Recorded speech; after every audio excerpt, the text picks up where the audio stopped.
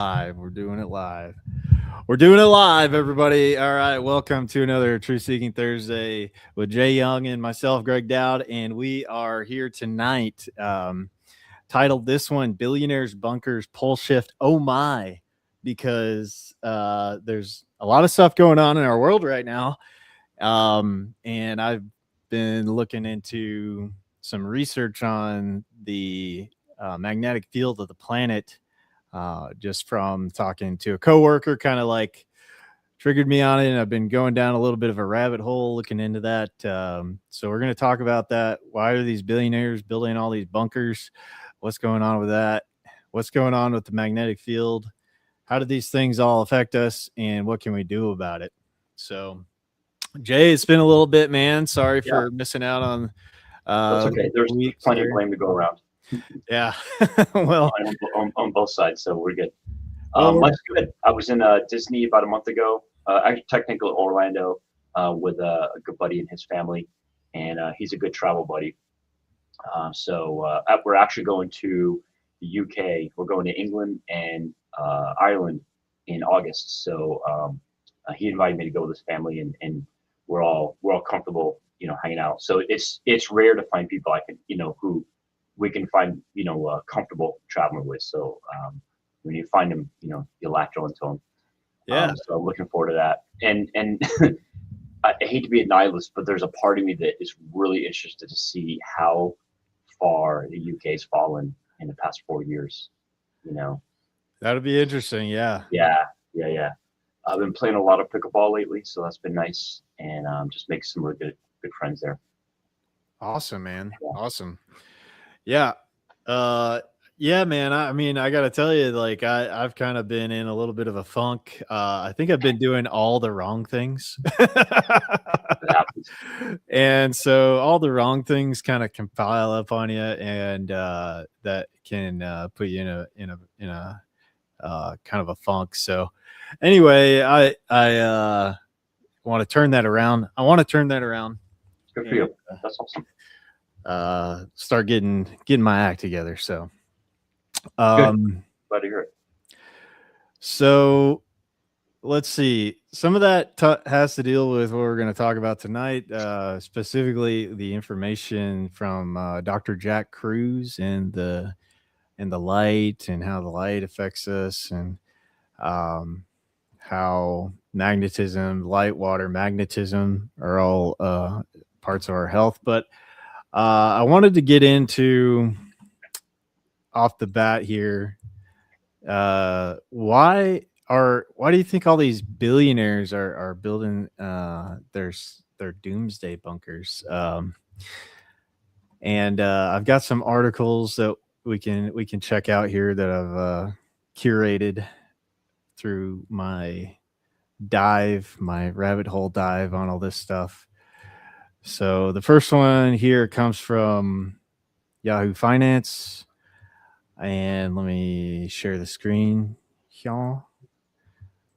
I'm gonna get this going here, but let me get this queued up.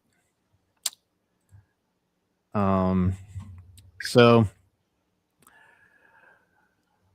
this one is talking about political turmoil, wars, natural disasters. It's no secret that the world is a pretty turbulent place right now. Preparation for the worst, the super rich have been investing in secure estates and luxury property in some of the most remote locations across the globe, from the bright lights of New York City or London. The top 1% will be hunkering down in the wilderness of New Zealand, Scottish Highlands, or on the islands in the middle of the Pacific Ocean. This is an article from 3rd of December in 2025. Let's see. Reid Hoffman, co-founder of LinkedIn, told the New Yorker in 2017 that purchasing property in New Zealand has become code for getting apocalypse insurance. He revealed to the publication, saying you're buying a house in New Zealand is kind of a wink, wink, say no more. The Australasian country has built up a reputation as a safe haven for the world's billionaires thanks for its political stability, beautiful scenery, and so-called golden visa program. As of April 2025, wealthy individuals are eligible for residency if they spend a certain number of days a year in New Zealand and invest at least 5 million New Zealand currency or 2.8 million US dollars or 2.3 pounds in the country, depending on their visa pathway. So there's two different numbers here. 10 million, 5.7 million US, 4.5 million pounds. So it goes into talking about the rise of these luxury bunkers. Some of these wealthy buyers in the market for disaster-proof base in New Zealand are investing in luxury bunkers, underground global shelter networks. Vivo said it installed a 300-person bunker on the country's South Island in 2020.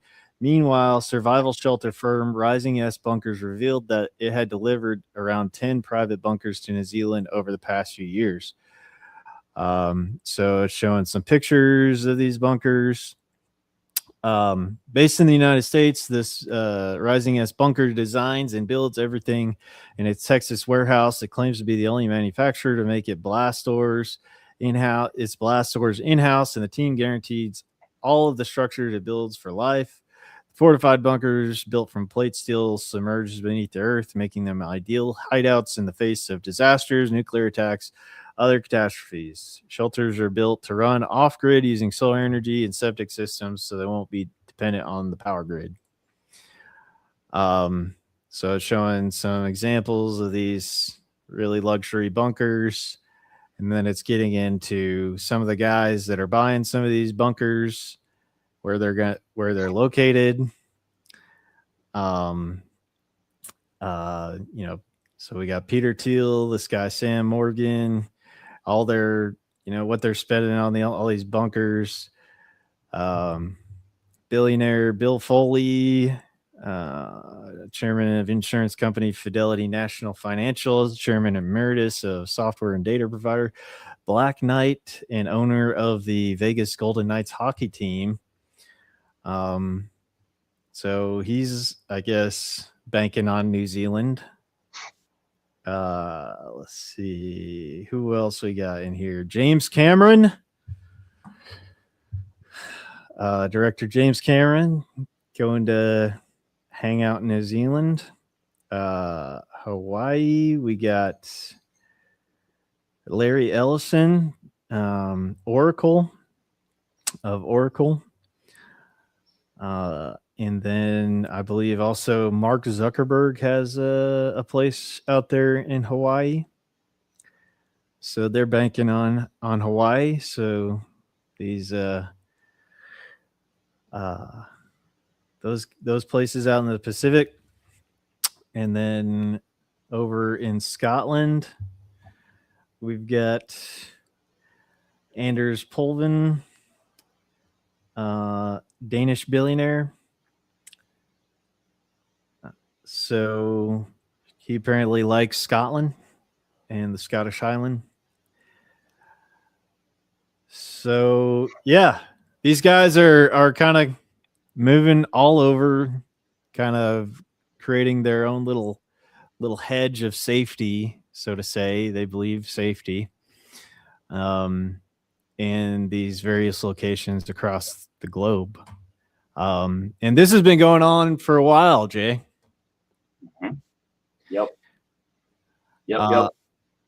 I think any person who is able to be honest, just intellectually honest and honest with themselves, sees that the way our global finances are going, it really is Thanos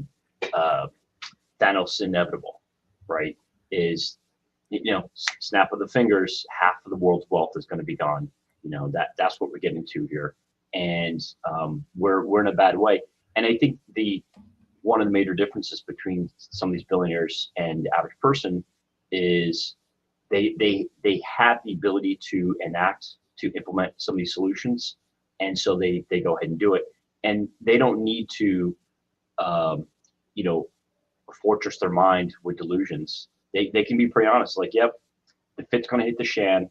I am capable of implementing some solutions, so I'm going to go ahead and do that. In many ways, it's just signing a contract. Like, okay, I'm gonna hire the right people to do it. It's going to happen in the background while I'm away, and I'll go check on it every few months. You know, whereas versus the average person doesn't have the ability to do that, and I think psychologically they have to shield themselves up. Well, I don't have the ability to do anything about it, therefore it won't happen. You know, and obviously, you know, that's just fallacious thinking. It's the is versus ought logical fallacy. And so, yeah, it doesn't surprise me one bit that this is happening. Yeah, man. I mean, you've been into the Bitcoin space for a long time. You've been in Mhm. financial markets. I think you gave a presentation to our Freedom Cell group showing, you know, how money has changed over the years. Yep. And basically, whenever it goes into a fiat scheme, then you have a collapse of the currency, and they've changed the game each time, and each time it shifted to a new game, and you know, basically at the end of the road, you're left holding the bag. Whoever's left holding the bag gets screwed. That's right. So. Yeah, and I just gave to take that idea of holding the bag a little bit further. These billionaires, and I'm not impugning them at all. That's not what it's about. But they made a lot of fiat currency, and now they're converting their fiat currency into real goods and services.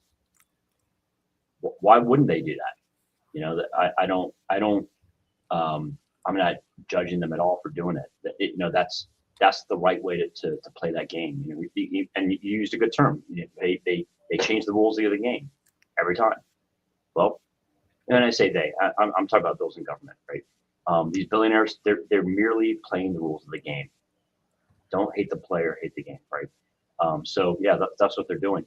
On Friday of last week, I gave a presentation on the website usdebtclock.org, and I presented a lot of the stuff that's leading towards this conclusion, that our debts and our future liabilities have completely outstripped our ability to pay them.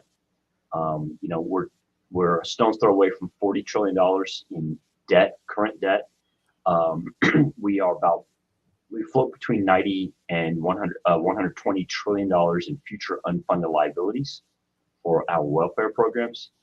And so in combination, this is roughly almost 30 times greater than our total economic output, you know, annual output as a country, just as a country, you know. So if we could dedicate 100% of our economic activity to paying off our debts and liabilities, and it would take almost 30 years to pay that off, you know. So we're screwed, you know. And as Lynn Alden, the famous macro analyst, said, nothing stops this train. You know, that train is going to run off the tracks, and there's nothing that anyone can do about it because we've become so addicted to the debt, which is part of, like you just said, the fiat currency system. Yeah, it's a system built on debt, and one of the things that I ran across when looking into all this was what the hell happened in 1971? Yep. What happened in 1971, Jay? Do you remember? August 15th, 1971, President Richard Milhouse Nixon took us off of the final removal of the gold system. We had gone through a long road since 1913 with the Federal Reserve Act of 1913, which was the beginning of the decoupling of bringing it back from the dollar, or from the gold, excuse me. 1933 Executive Order 6102, which prohibited personal ownership of gold other than jewelry. The Gold Reserve Act of 1934, which was just the legal codification of the executive order. It also prevented gold clauses in business contracts. And then we had Bretton Woods in 1959 that was finally brought about solidified in 1959. It only lasted 12 years. And in 1971, August 15, 1971, Richard Milhous Nixon took us off the gold standard by completely prohibiting what we call redemption, the ability for both retail and wholesale institutions to redeem their dollar for gold. And that is what happened. And it started with France sending a destroyer to New York City, saying, you better give us our gold, because we were knee deep, neck deep in Vietnam, and we were spending too much on both guns and butter. And the world was realizing we could not continue our redemption policy. And so he made that final cut of redemption between that final tie between gold and the greenback. That was it. Yep. And so ever since then, you see all this. If you go to WTF happened in 1971.com, you can look at all this data showing the ramifications of this ability to just run the printing press with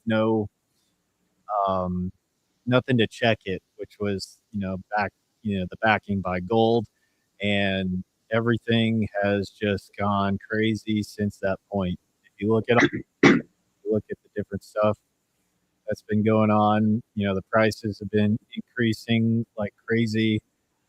People's wages have been stuck. And it has all kinds of knockoff effects on society. Households coming apart. It's just take your time and look through this website and to get a sense of what happens when you are able to just print money out of thin air and then tell everybody, you got to pay it back to the bank in interest. I mean, it's basically fraud. It is fraud. It's fraud. Yep. Yeah, I think that's the right way to say it, Greg, is it is fraud, because basically the two sides are living by two completely different set of rules. One side, basically the citizenry, are assuming that the government is maintaining some sort of tie between the fiat currency and reality, right? Or as I like to say, a tie to the second law of thermodynamics. And the other side, basically those in government, are saying, no, we're not beholden to the second law of thermodynamics. We're just going to print as much as we want, whenever we want, and by whatever magnitude we want, whatever means we want. And in doing so, the two sides are living by two completely different set of standards when it comes to what to expect from government. And as you're scrolling through this, so I referenced this website in my blog, bitcoinandpeace.com, and there's it's amazing. So there I think close to like 50, 60 different graphs on here, and I pulled out a few that are obvious, like changes in wages, things like that, versus the number of years it takes to buy a house. But then there's other stuff in there, like demographics, diet, so meat consumption, demographics, the ages of which people are having kids, the number of kids that they're having, right? There was one there around obesity, just crazy stuff. And it's things that I would never have expected there to be a tie there. But as you said before, quite accurately, the second and third order knock-on effects are definitely there. And when governments don't have to be accountable to the people, they can do whatever they want at that point, right? And they can just print whatever they want, and basically they can force we the people to dig our own graves and to pay to do it, and this is something I put in my my presentation around usdebtclock.org, is showing that as median incomes from 2000 to 2026 may have only grown I think it was 60% roughly. But we have certain things that are grown, that meaning the amount of time it takes us per year to pay for stuff has grown from, let's say, 1/3 of the year to 2/3 of the year. So it's a 100% increase, things like that. And, I just did a stack rank of healthcare costs, college costs, new car costs, and new home costs. If you had all those four things together, it would take about 6 1/3 years to pay for them collectively. Fast forward from 2000 to 2026, and it would take almost 10 years to pay for the exact same stuff. Well, that has to do with exactly what you're pointing out here, is that tie between fiat currency and reality. And WTF happened in 1971.com does a great job of showing that. So this also happened. This was interesting, and looking into this was the Club of Rome. Also in 1971 comes out with this writing, The Predicament of Mankind. This leads to the book Limits to Growth, and this is kind of what all is the thing is about. Like, we're headed towards environmental disaster. There's too many people on the planet. Oh my God, what are we going to do about all this? Kind of thing. And so these guys were, putting out these ideas. This all comes from, this was also, I think, when they created like the WEF and stuff like that. You have to fact check me on that, but all this kind of stuff kind of spawns out of this stuff that, decoupling from gold in 1971. And then, if you go back to this, graph here, you see the world population, children per woman, that's starting to major drop off since that point in 1971. And then they started this whole thing about overpopulation. We're going to run out of resources, all this kind of stuff. Well, if you print money into infinity, and then you have all this misallocation of resources, and it's not moving towards like things that are going to build like permanent, regenerative type things, or use the money in appropriate ways for building, infrastructure, overall just human health. If we're just like printing money into infinity, we can misallocate it towards all kinds of detrimental stuff. And, that's kind of where we end up, where we are right now. Yeah. Yeah. Seyfuddin Amos talks about this in his two books, The Bitcoin Standard and The Fiat Standard, is that when we have a solid monetary system or standard, then those with monetary capital are happy to convert that into physical capital. One of his best examples, and one that I love, going back to I think the 14th century, was Notre Dame Cathedral in France. And that has been around had been around for 700 years or so. And it was used to build, or they used basically gold, a solid monetary standard, to build that. And during the Renaissance, the Renaissance, the rebirth of Europe, and that was just an amazing accomplishment. And he points out several other instances of capital projects that last for multiple generations. And I think you accurately pointed this out, Greg, is that when we get away from a hard money standard, a monetary standard which is represented by earnest money, then all people care about are what benefits can I get today and maybe the next week. And they don't care about long-term growth. And in economics, we call this time preference. When people are willing to invest in the future, they have what's known as low time preference. When all they care about is getting stuff right now, that was known as high time preference. And so anytime we've seen this, all going back 2,400 years, the ancient Roman Empire, the Byzantine Empire, the Renaissance of Europe, when they had a hard money standard, they were quite happy to have these multi-generational investments. And it was straightforward, easy to do. Oh, I shouldn't say easy. It was an easy choice to do, right? Because they knew it was going to be worth it. And then every time, as you pointed out, every time we got away from a hard money standard to a soft money standard, basically countries, the people within those countries start thinking only of today, and they had high time preference. Yeah, yeah. Well, that's a great way of explaining it. Yeah, exactly.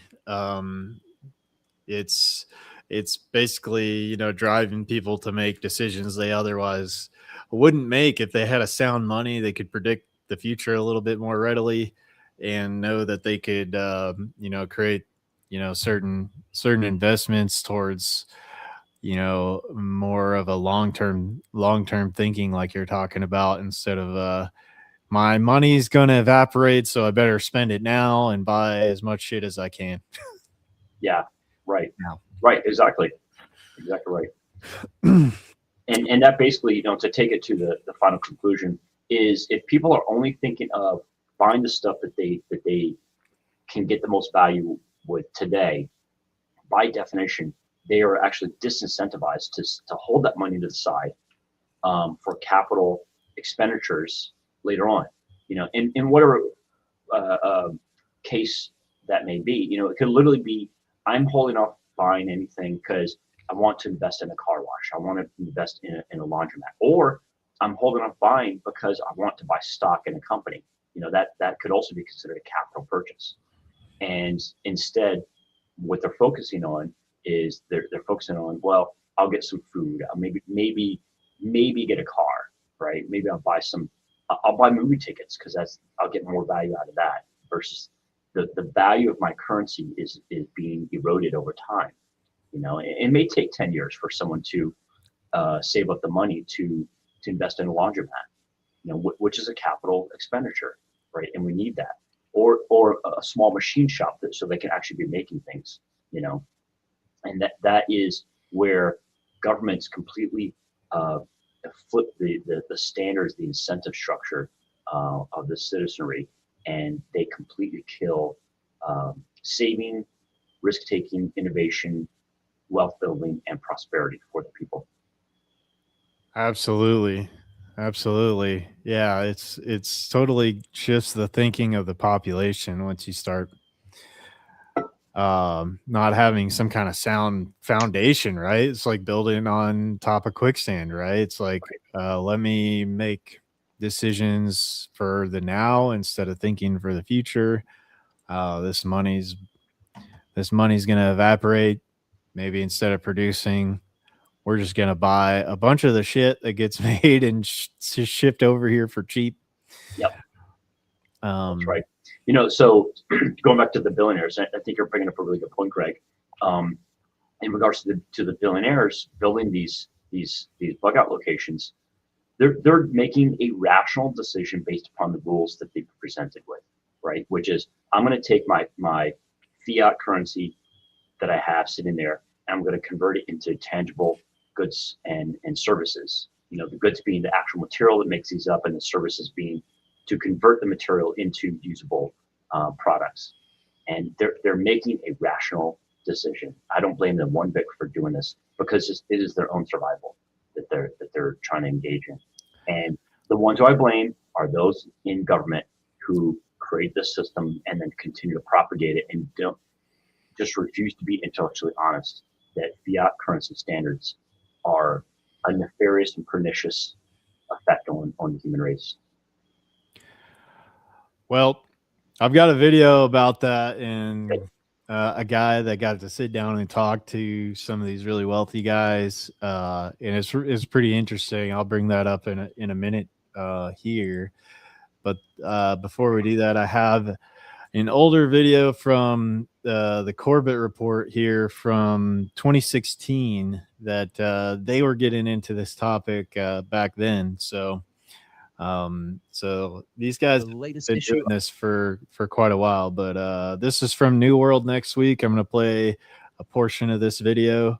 But like I said, this is a report from James Corbett, CorbettReport.com. New World next week, back in 2016. Of the Hollywood Reporter, and they've got this article inside, which is basically a gigantic advertisement for places building what I'm just kind of calling panic mansions. Oscar winners, sports stars, and Bill Gates. He gets his own designation. See there? They're building lavish bunkers with amenities ranging from a swimming pool to bowling alley as global anxiety fuels sales and owners could be the next Adam and Eve. So again, this is coming from the Hollywood Reporter. Given the increased frequency of terrorist bombings and mass shootings and underlying sense of havoc fed by divisive election politics, it's no surprise that home security is going over the top and hitting luxurious new heights, or rather new lows, as the average depth of a new breed of safe haven that occupies thousands of square feet is 10 feet under or more. Those who can afford to pull out all the stops for the so-called preservation are doing so in a fashion that goes way beyond the submerged corrugated metal units adopted by reality show preppers. You got to make fun of people doing it on the grassroots level to prepare for anything from nuclear bombings to drastic climate change events. So this article, which is pretty long, and it's got some amazing kind of digital representations of these things because, as is noted, pretty much everybody involved signs huge non-disclosure agreements. But basically, paragraph by paragraph, they talk to different dudes who run these gigantic companies like Gary Lynch at Rising S Bunkers out of Texas, or Mike Peters out of Utah-based Ultimate Bunker, where they're saying things like, anytime there's a turbulent political landscape, we see a spike in sales. Given this election is as turbulent as it is, we're gearing up for an even bigger spike. Other guys saying, people are going for luxury to live underground because they see the future is going to be rough. Everyone I've talked to thinks we're doomed no matter who's elected.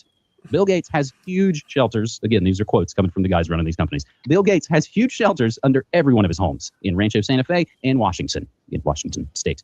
His head of security visited us with us a couple years ago, and for these multi-billionaires, a few million is nothing. It's really just the newest form of insurance.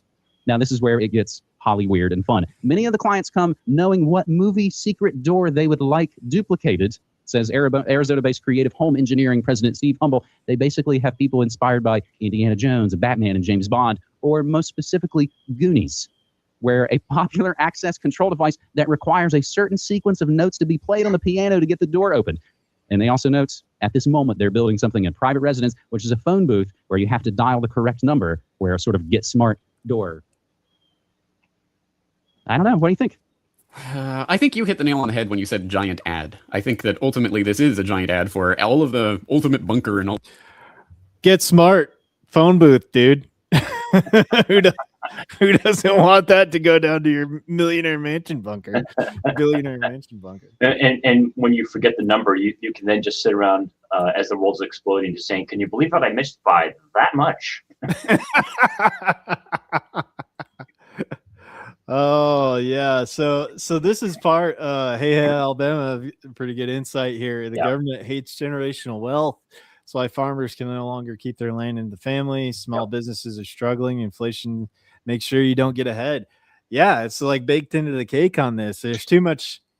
I was listening to one podcast where they were talking about, it's like, really, once you get to the top of the, once you get to a high level, you start to become a monopolist type person. Like, you don't want competition. You want to be the only game in town. And so if you have a bunch of people operating in the free market that are able to compete, if we had a true free market, then you would have built-in deflation, right? Because things would start getting better. People would start competing for prices. They would start competing for quality. How can I do this better, cheaper? But what we have in our system now, and I guess this is what we're seeing with these guys building all these bunkers is the knockoff effect of a system that is built on this inflationary currency, right? It's the system itself has created this scenario where you have the wealth concentrating at the top, and those guys are using the government, right, to create these regulations, which keeps the free market from acting from all this other competition that could be coming in to do a better job than what these guys are providing to the market right now. That's exactly right. If anything, so I think you're bringing up a really good term, and that is monopoly. They want a monopoly on probably basically two things. They want a monopoly on force, and they want a monopoly on the monetary system, the monetary supply. which that basically gives them access to monetary policy, which is basically the amount of money that's issued and its rate of change, and then fiscal policy, which is basically overspending, right? And you made another really good point and a reference around technology. Is technology naturally drives down the prices. I'll call it the real price, which basically means inflation-adjusted prices of stuff, right? And that could be anything. It could be literally wheat, corn, TVs, electricity, etc. So it particularly applies to commodities, but highly repeatable things. And Jeff Booth talks about this in his book, The Price of Tomorrow, and I put that in our private chat. It's a great book. I really recommend it for anyone to check out. And even though what we call the nominal price, meaning the sticker price of things such as corn and Campbell's can of condensed tomato soup is going up in the list price, but in terms of the inflation adjusted or real price, it's actually been going down. And government creates this neurotic state where they want prices to go up on the sticker side of things, but in terms of the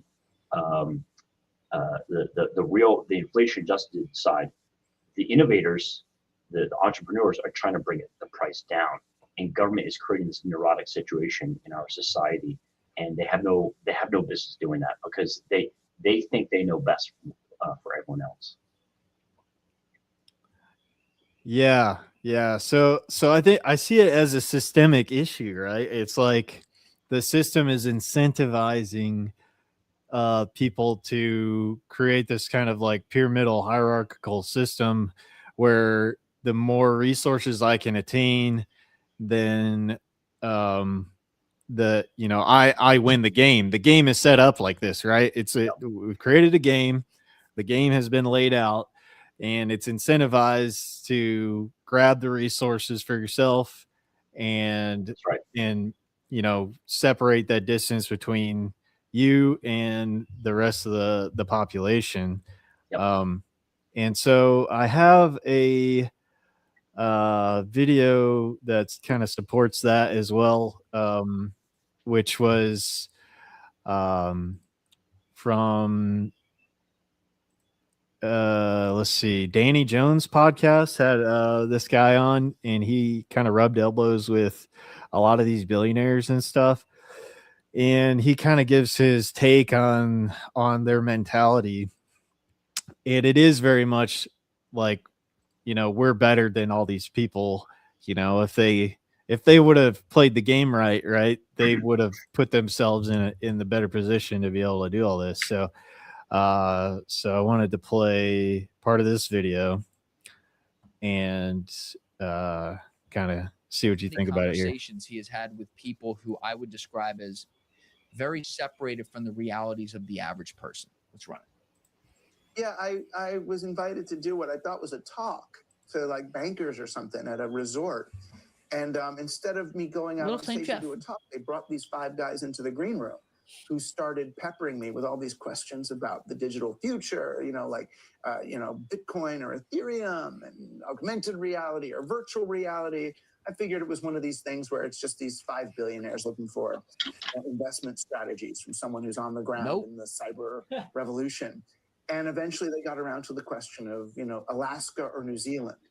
Right? So they wanted to know mainly how to prepare for the inevitable collapse of society. And the question we spent most of the time on was, how do I maintain control of my security force after the event? Because their money's going to be worthless and these guys will turn on them. And it just struck me that here are the wealthiest and most powerful men I've ever encountered, yet they feel utterly powerless to influence the digital future, that the best they can do is prepare for the inevitable collapse and insulate themselves from the reality that they're creating by earning money in the way they're earning it.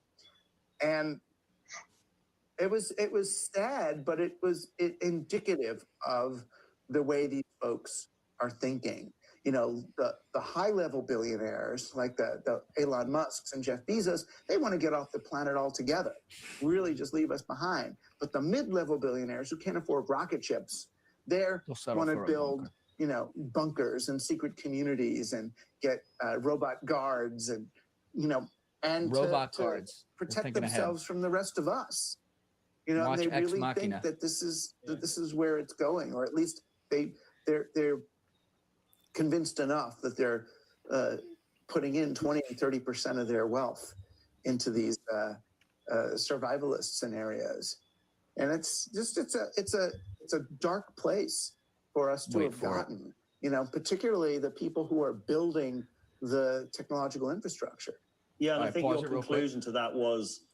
So this last part we're going to watch of this right here, this is in a nutshell, to me, just encapsulates the complete separation from reality. And I would argue, at the very least, the basic human decency or straight up lack of humanity that some of, and I'm not labeling all people, some of these elites, seemingly the ones that he's talking with, have of all of us. Let's play it. Well, if you want to stop your kind of security force basically mutinying, you're going to have to treat them well. Basically, the only things that actually are going to be useful in those environments are things like trust, love, care, and the soft skills, because you can't actually, the money isn't going to help. Right, and a legacy of doing that. You can't just start when they arrive. I mean, the joke was, I said, if you really want, you want your head of security to protect you, pay for his daughter's bat mitzvah today. And they all laughed because none of their heads of security are Jewish guys with, daughters getting bat mitzvahs. But they understood what I meant.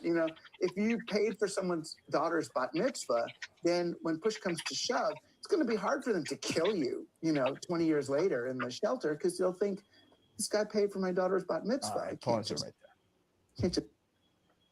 Can't just kill him. It's so. Yeah, go ahead. There's a lot to unpack there. So this guy kind of had a little bit of a peek into how these guys were thinking, and shared that on some recent podcasts. So that was a video from Julian Dorey that clipped it from another guy's podcast, but that's basically the gist. There is how they're, from the guy's name is Douglas Rushkoff, and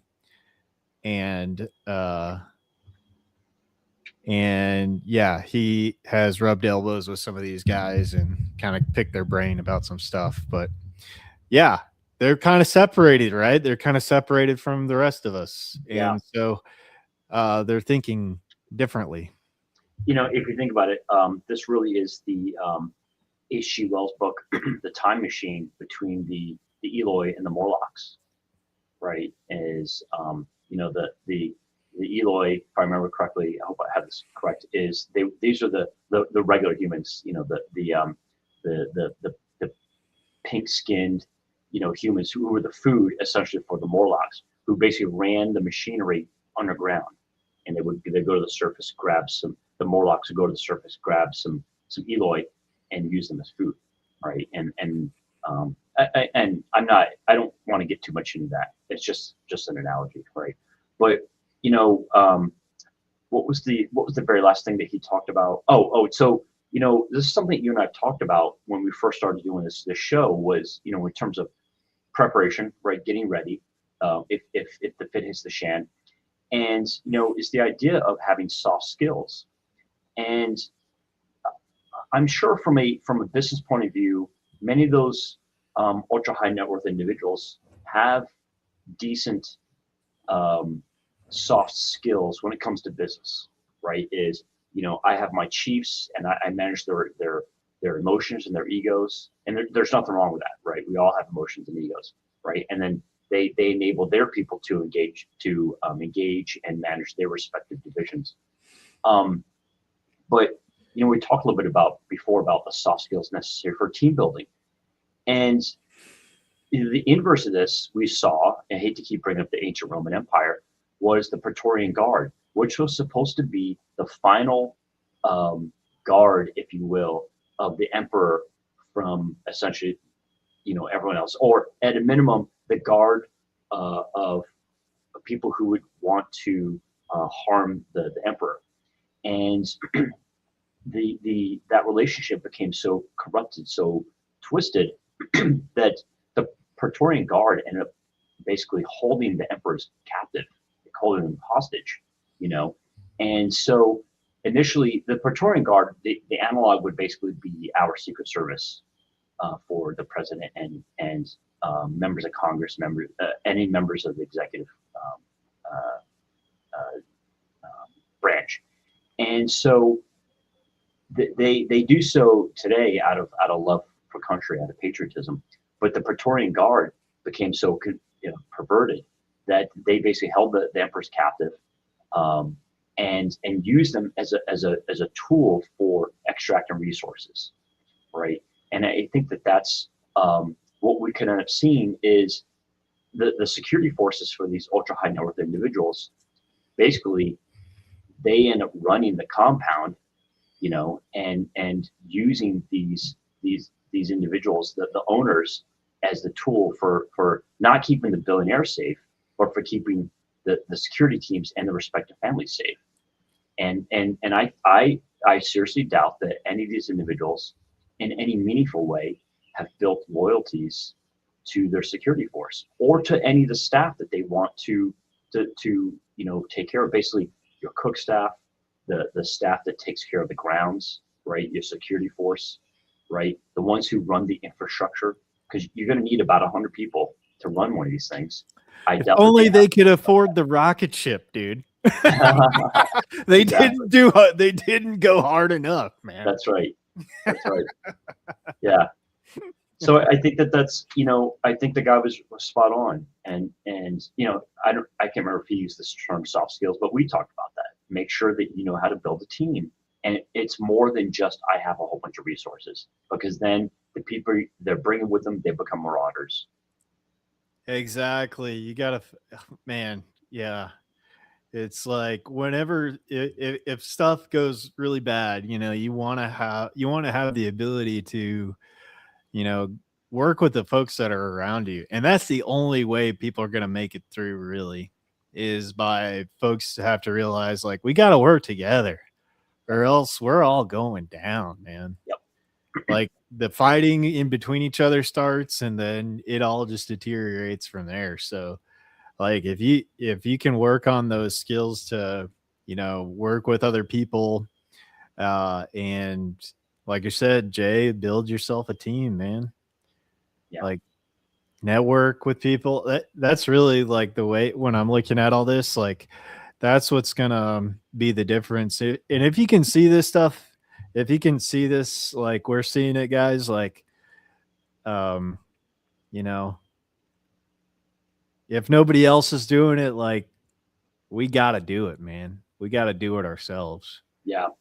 I will. So 100% agree with you. You're absolutely right.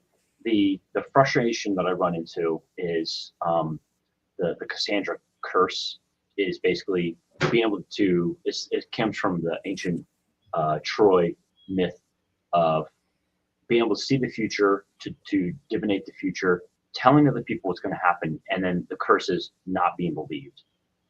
And that's where we are right now. And that I will happily admit this publicly is after I gave my presentation on Friday about usdebtclock.org, I didn't get nearly the response that I was hoping for.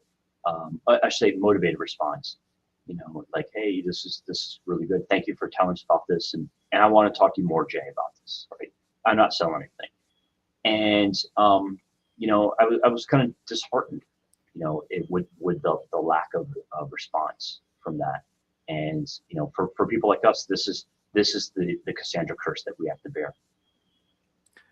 Well, yeah, I think so. I heard something really optimistic today because, I think I have been getting a little bit of Cassandra cursed myself recently too. Is you try to explain some of this to people, and really falls on deaf ears. But I guess it's like, you know, what else would I be doing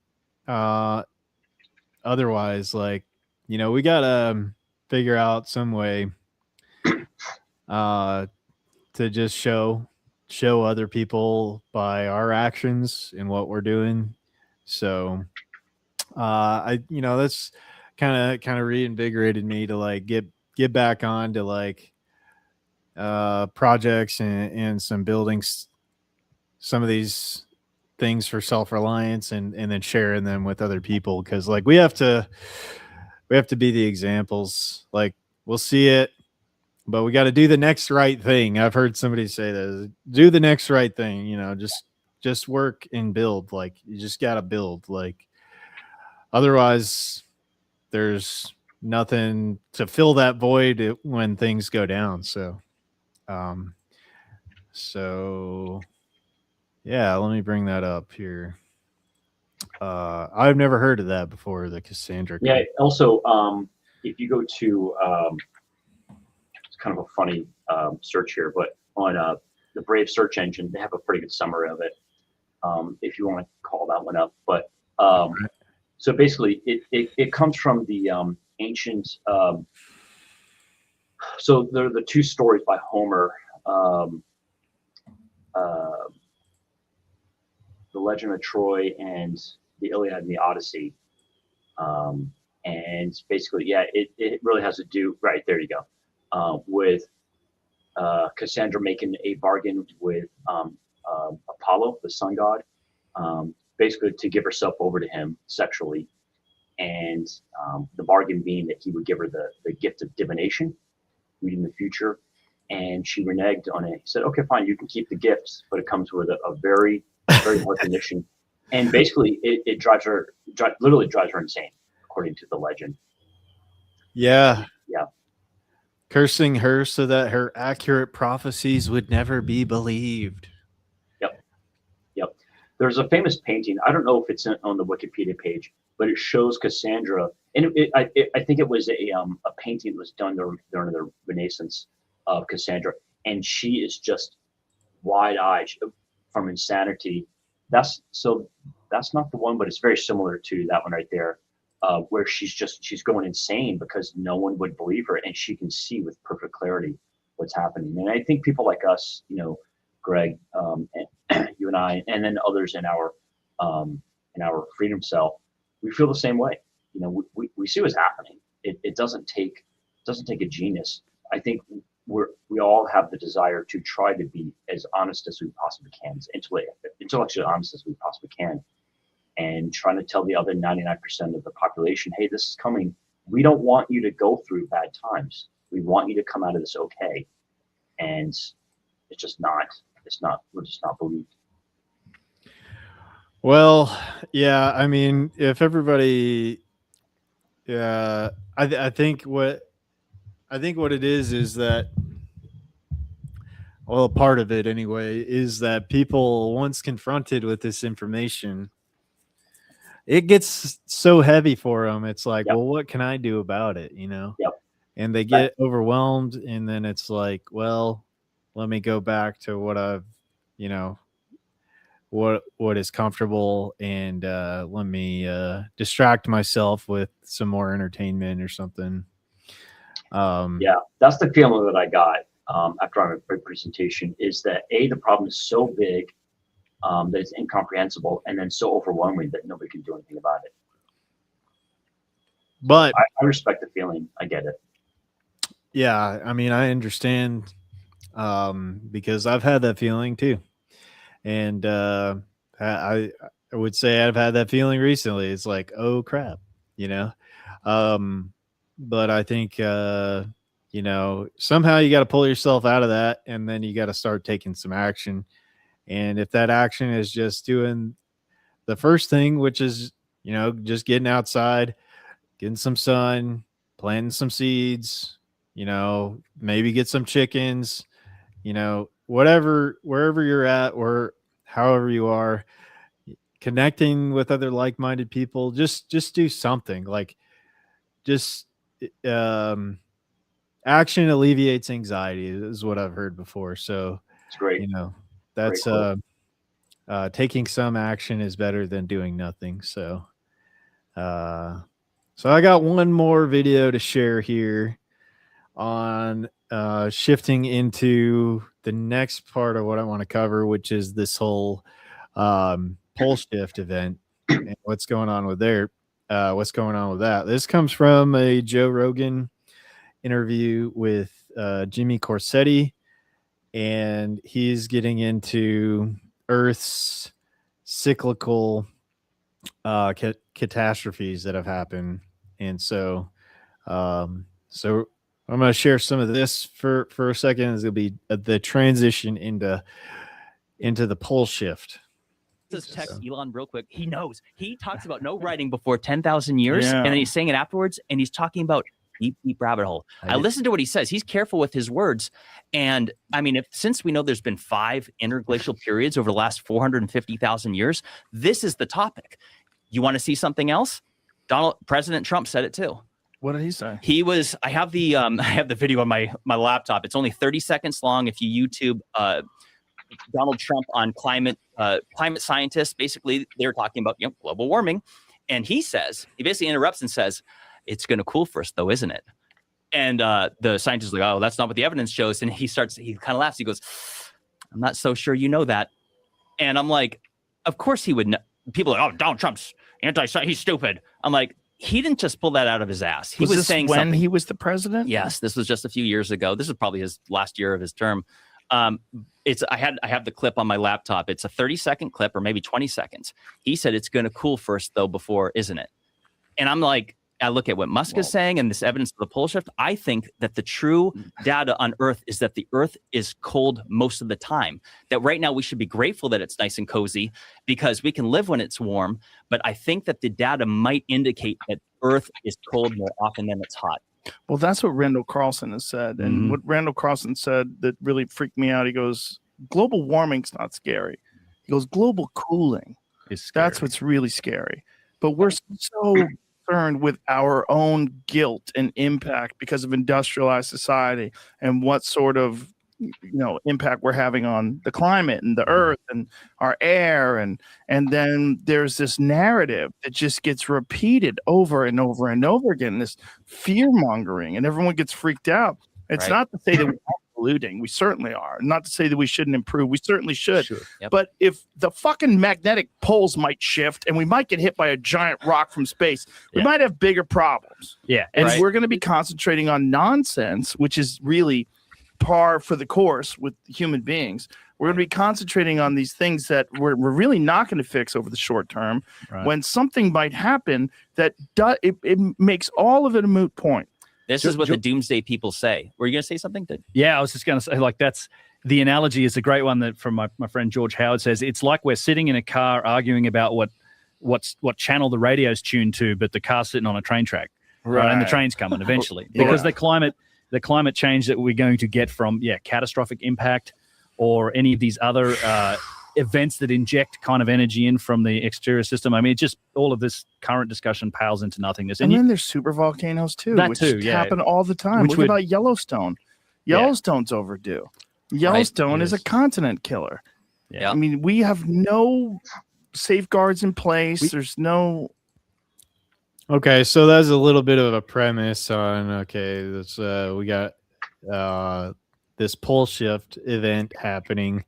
It's currently happening, and there's a bunch of different stuff that I have on this whole thing, and the first couple things I wanted to show is what is going on with the current North Pole, and I have the visualization of how that has happened right here, and I'll pull that up real quick here.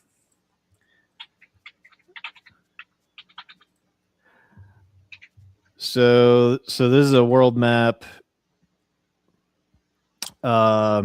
showing where the North Pole, the magnetic North Pole, has shifted from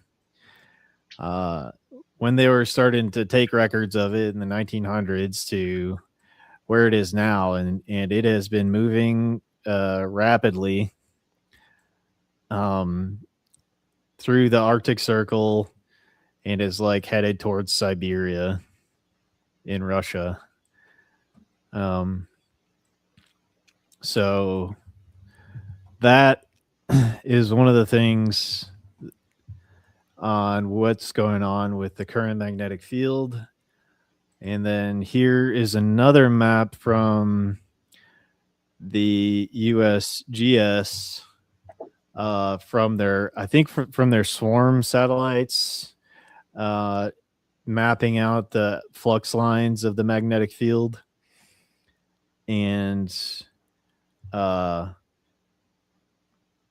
so this is kind of like a picture of the North and the South Pole.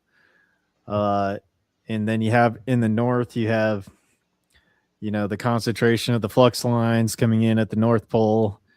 And then at the South Pole, you have this interesting thing happening where it seems to be a couple of zones. Bifurcated. Where the pole, the flux lines are coming in from. And there's a geophysicist that I had found that goes into a little bit of an explanation on this.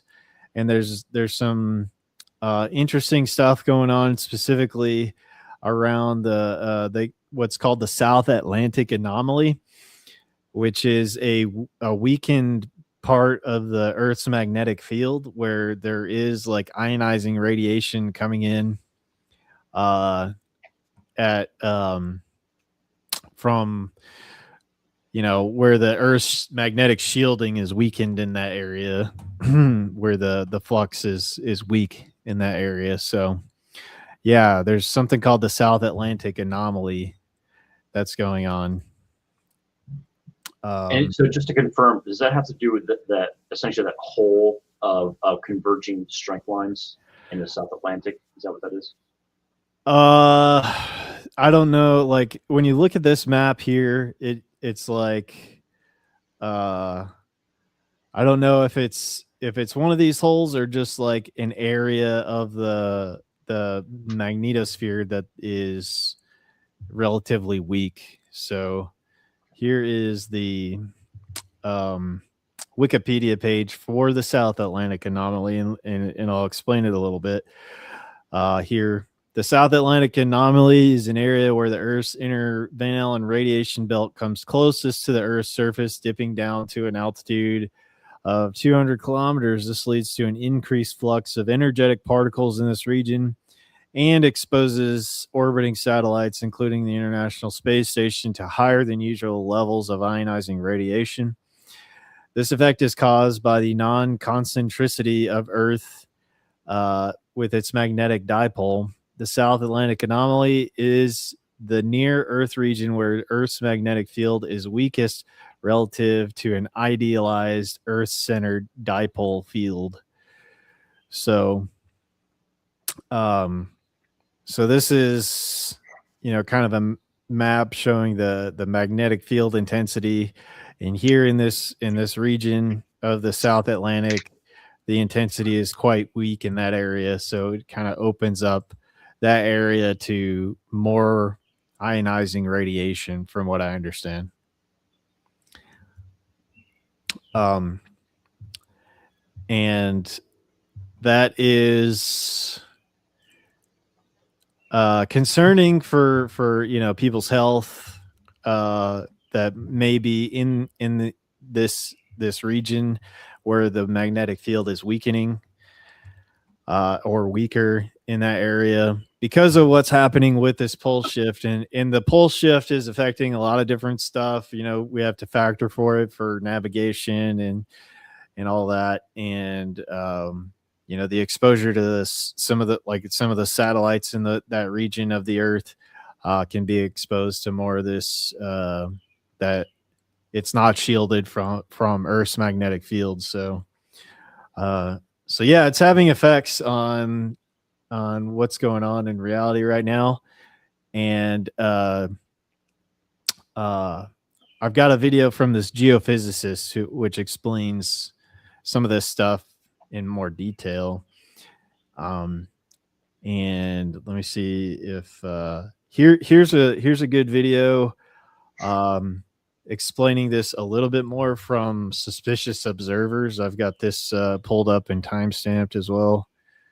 So let me go to the appropriate timestamp I have pulled up, and he does a little bit of a better job explaining this in a little bit more detail. It's a shorter video, so and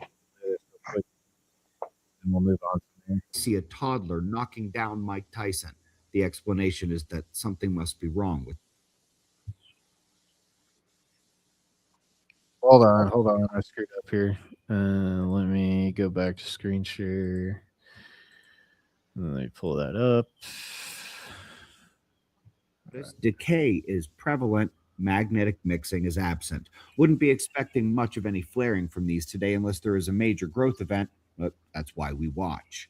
Speaking of those mic problems, the global energy circulation when we're hit by the sun is becoming better tracked, especially since it's becoming more obvious now with more energy coming in as our magnetic field weakens in the ongoing pole shift. Excellent reminder of how electrodynamically the sun injects its energy, impacts the entire planet, and at every altitude of the atmosphere, even down into the ground. Top story today hits an examination of galactic magnetic fields, and we'll take a moment to do a physics lesson.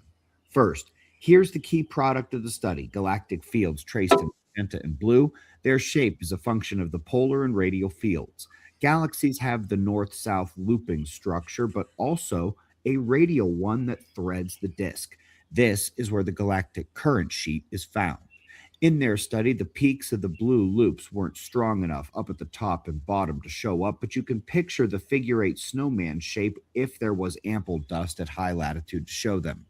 As for some of the detail, let's remember that the galactic plane containing the radial field expands outward and begins to form the wave pattern. This is the Parker instability. While the core of this is maintained, there are peripheral effects. It's not just a point in space, but a thick sheet, if not multiple sheets. The bulges of the waves up and down are connected to the north-south polar magnetic fields, stretching far north and south and rejoining that bigger blue loop. They may be different colors here due to light polarization choices by the authors, but it is one magnetic system. One that's reversal point is hitting our solar system right now. Remember, folks, it's 20% off at the Observer Ranch store right now. Everything. All right. So, yeah, this guy, Suspicious Observers, he's got pulled in some of that data from galactic events and some of the stuff that I guess they're tracking on what's going on with electromagnetic effects going through the galaxy. That might be having an effect on the weakening of our magnetic field on the planet. So you've got a couple of things going on here. Jay, which one would you like me to field? Okay, so let's start from the top. Okay, so we have, all right, the one after Cassandra is basically the Newsweek magazine cover. You should, I think you can read it in the link. Newsweek magazine cover, global cooling. Is it this guy right here? Yep. And basically, this was a cover put out by Newsweek magazine in the mid 1970s, and I think he switched over to the images tab. Yep. And this was something they put out years ago. And I remember as a kid, this was an assertion. I'm not even going to call it a theory or a hypothesis because it wasn't. But this is something that's being inserted that we were going to go into a significant cooling period. And they were, if I remember correctly, going back a few years here, they were suggesting a 4 degrees Celsius cooling average movement downward. That's a lot. That is a lot going on. And I'm not saying that it's right nor wrong, but the so-called climate scientists vacillate quite a bit. So to go from basically 1975 to 1985, to go from global cooling to global warming in one decade, that is a massive vacillation. I'm not saying that what the people were saying in the Joe Rogan's podcast were right or wrong. Sounds as about, but there's been a lot of back and forth on this. So that's the first thing that's on there. If we can go to the next link, that's in the okay, so we have two major warming periods. So in the next link, we have the Minoan warming period and the Roman warming period. So the Minoan warming period, so we're going back about almost 3,500 years ago, and this is a period where the average global temperature went up by, I think, about 2 to 4 degrees centigrade. And we saw there was an explosion in agricultural output during that time period. And if we go to the next link, you'll see the same thing with the ancient Roman warming period. There was this had to do with much of Rome's prosperity. I'm not putting down any other factor around the ancient Roman Empire, but this was definitely a major factor. Is their agricultural output, as well as Egypt's agricultural output, because Egypt was essentially the breadbasket for ancient Rome. And so having these periods of greater average temperatures did not cause the global catastrophe that so many of the alarmists keep talking about. If anything, it had the exact opposite effect. It had a massive increase in agricultural output, right? And by default, we could get output for animals, agricultural animals, and for humans as well. We could go back literally hundreds of millions of years, and we saw, going back roughly 500 million years, that the average temperature of the planet was about 20 degrees centigrade higher than it is today. And the proliferation of plants and animals during that time period was massive, right? So we've gone down, and it leads into the Pleistocene Ice Age. When I say down, I mean temperature. We've gone down quite a bit in temperature. Technically speaking, I think we are still in the Pleistocene Ice Age. It's just that we have a local warming period. And this goes back to the guest on Joe Rogan's podcast. Normally, when I say normally, we're talking about a few tens of thousands of years. I'm sorry, over the course of hundreds of thousands of years, the Pleistocene Ice Age, the temperatures would be lower, right? And we've hit this little hump in there. And so we're very lucky, right, if you will, that we're in this warming period.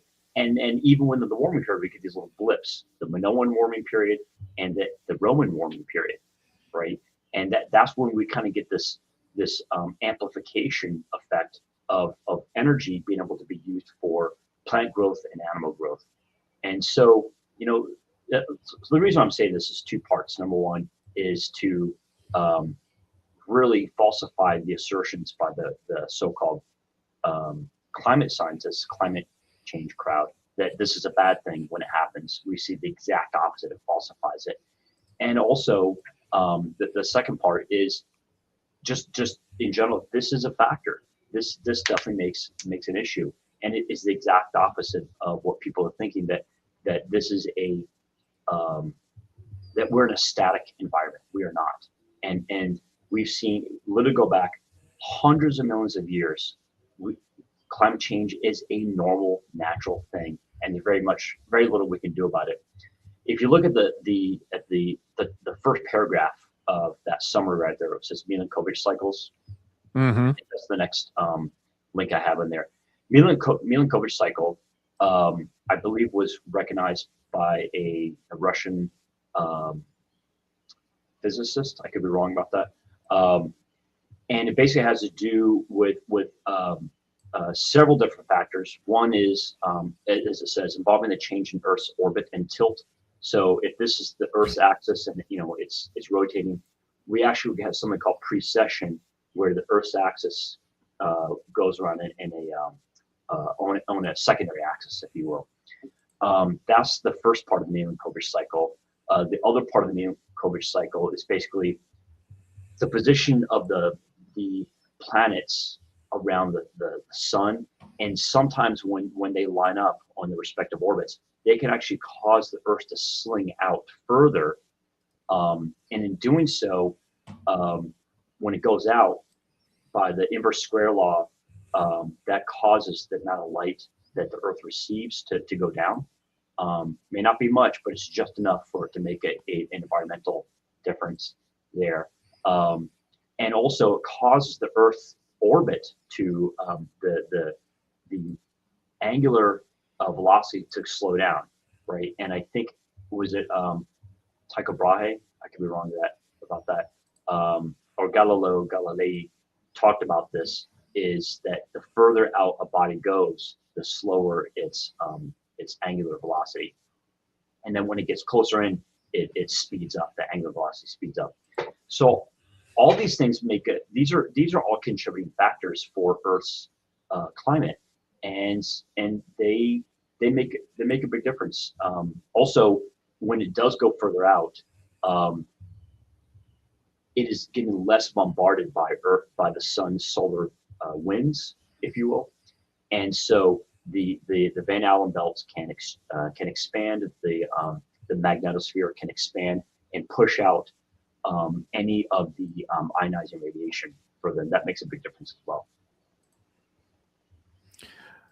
Yeah, it's interesting. It's like, just like you said, it's like warming. Yeah, cool. but if you're into a cooling effect, like nothing's growing, it's like hard to eke out an existence, like lack, less of that sunlight, and things just get a lot harder when everything's cold. So yeah, if I could take this a little bit further, the so-called climate alarmists like to talk about we need to be eating more plants and less animals, stuff like that. Well, it was the Ice Age that actually was the forcing function, was the biological and physiological forcing function that caused the Homo erectus line to become essentially hypercarnivores, right? And because there weren't many plants for Homo erectus to eat, and so we evolved over time to eat the megafauna, the large animals, right? And especially the what was the elephant-like animal? I'll think of it in a minute. The hairy elephant. I can't think of it. The woolly mammoth. Yeah, woolly mammoth. Yeah. So as Homo sapiens, we learned, we can eat these things, and so our bodies adapted over many generations to eat that. And so, in a way, if the so-called climate activists want us to eat more plants, they should be praying that the temperature goes up, because when it goes down, we have to eat more animals. Yeah.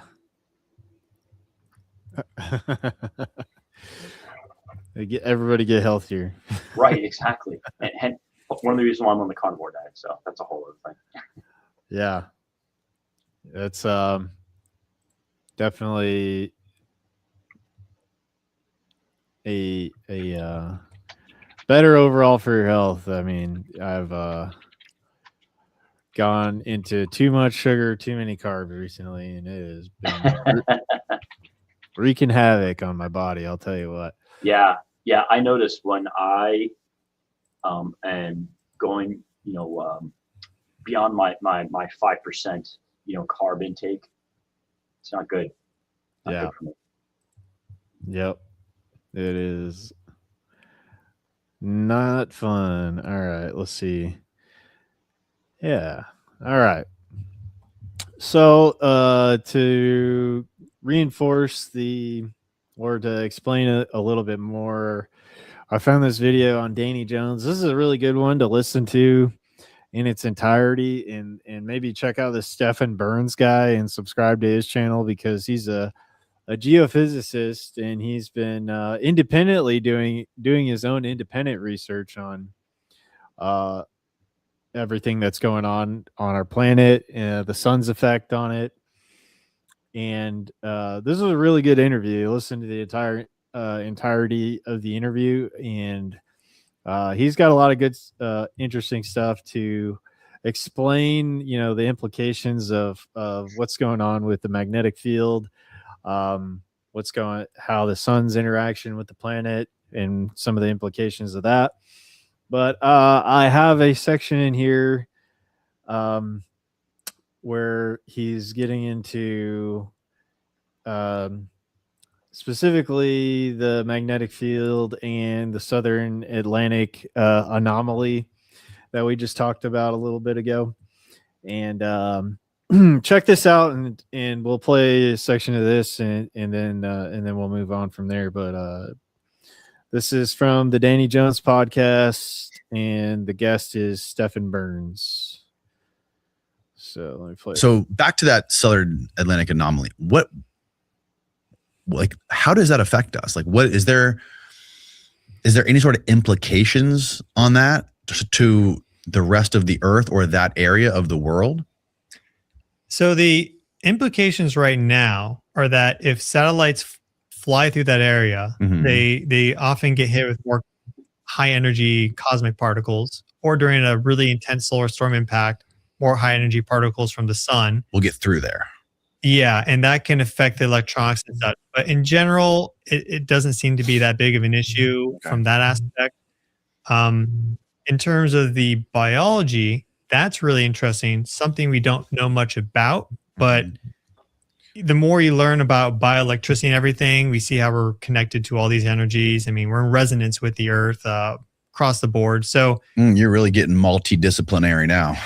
Yeah, so there's a lot of interesting stuff there, but we don't have much data on that, you could say, in terms of the direct impact, let's say, on the South Atlantic anomaly and heart attacks in Brazil. Sure, that would be interesting data. We see a connection between heart attacks and geomagnetic storms and other things like cardiovascular issues, but there's some really precise, detailed stuff that we just don't have data on. A lot of crazy UFO stories from Brazil.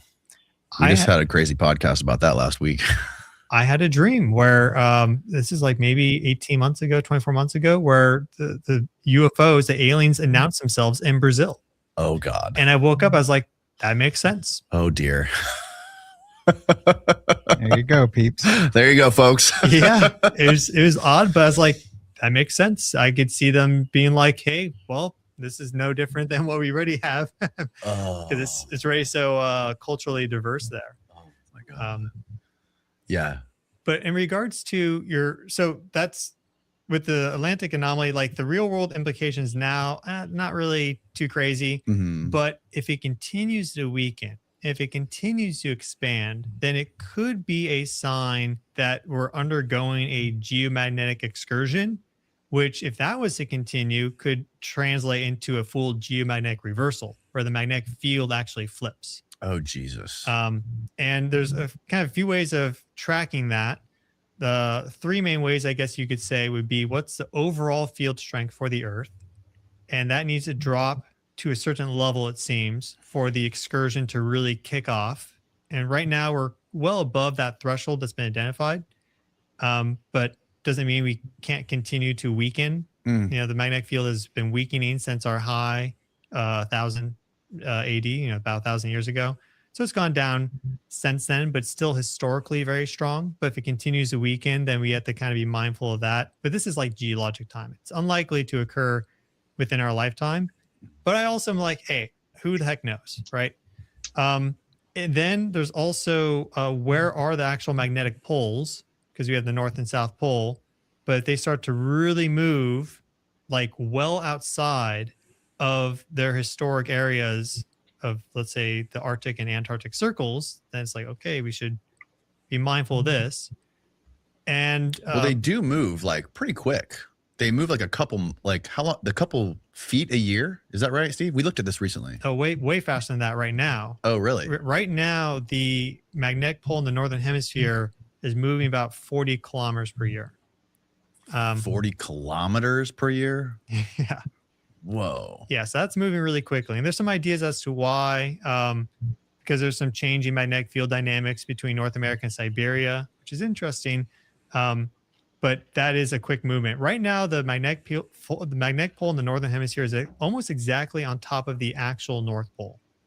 So while it's been moving quickly, it's almost perfectly in the Arctic Circle in terms of its positioning. Whereas the magnetic pole in the southern hemisphere, during the same time frame, has moved away from the true South Pole, like the rotation axis, to be just slightly outside of the Antarctic Circle, but it's only moving about 10 kilometers per year. And it's doing it tangent to the Antarctic Circle, whereas the magnetic pole in the northern hemisphere is kind of moving towards the lower latitude zones, like it's moving towards Siberia, still off the coast in the Arctic Circle, where there's all the sea ice over Gokul Ridge. But it's starting to some people are worried about it actually moving into Siberia and then moving down, like over India, for example. The magnetic pole. Yeah. There's some ideas that, if it accelerates even more, that it could be there pretty quickly. And that, if it accelerated enough, it could. But it's been deaccelerating over the past 10 years, roughly. Okay. Because it accelerated up to 60 kilometers per year. Now it's down to 40, but still very fast. But the magnetic poles moving are also an indication of what's happening at the magnetic field. And then you can measure specific components of the magnetic field, because you have like a regular bar magnet. It's called a dipole. So there's two poles to it, the north and south. Earth's magnetic field is not exactly a dipole. It's about 95% dipole, but there's these higher order modes. So like a quadrupole, which is interesting because it brings the magnetic field in at the equator as well, not just looping like this from north to south, but a quadrupole actually brings it in at the equator as well. It's 4 lobes. That makes up a good portion of Earth's magnetic field as well. That's a good graphic. Which one? That one or the other one in white, but to the right, that one right there. That's a good one as well. Oh, cool. And so what happens during excursions is the dipole field strength diminishes greatly and actually goes away. And what we're left with, this is what the evidence suggests, is that then we're left with the quadrupole, the octopoles, the higher order modes, which make up only 5-10% of the overall strength. Those don't seem to change. Then the dipole reemerges in the reverse polarity. And with an excursion, it aborts. So it may get all the way to that flip, but then it reemerges with the polarity it had. Whereas with a full reversal, it will actually take on this new polarity. But that dipole field needs to go away for that to occur. And so then all you're left with is a quadrupole. And that would have really interesting implications in terms of space weather, because now you have the magnetic cusp also not only in the high latitude zones, but also at the equator. So anywhere along the equator, you get blasted with solar energy at that moment in time. Whereas right now it's funneled mostly to the Arctic Circle, the Antarctic Circle. That's why they see crazy aurora up in Northern Europe, for example. Yeah. So that was kind of the gist of the explanation there. It goes on to talk about, the telluric currents, which are electrical currents in the oceans, and some of that other effects from that. But yeah, from what I gathered, kind of like, if the field continues to weaken in that certain area and the pole continues to accelerate, like he's saying, it could create some kind of quadrupole effect, and then you'll have, more ionizing radiation in different areas, in specifically at the equator. Yep. So yeah, right now, like he said, like maybe not much of an effect, but there's Dr. Jack Cruz, who they have seen, I guess, like people getting sick, specifically like around Puerto Rico and where it's kind of like maybe some of this ionizing radiation is having an effect on people in those areas. So that is something to be aware of, I would say. Is there will probably be certain regions as the poles are moving around and could have an effect on biology. So like I said, that's a really good podcast. Another one that has kind of a geopolitical effect is from the movement of the North Pole specifically, is a theory that there is melting some of the ice up there, which could open some sea lanes.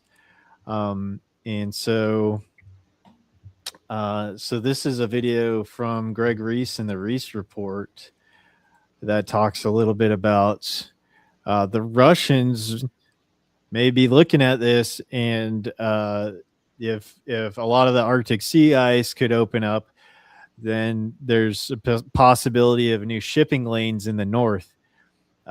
Maybe that's why they're so interested in Greenland as well. So okay. So I'm gonna play this video real quick, and about to the 2:20 timestamp. The United Nations emblem uses a projection map which is centered on the North Pole.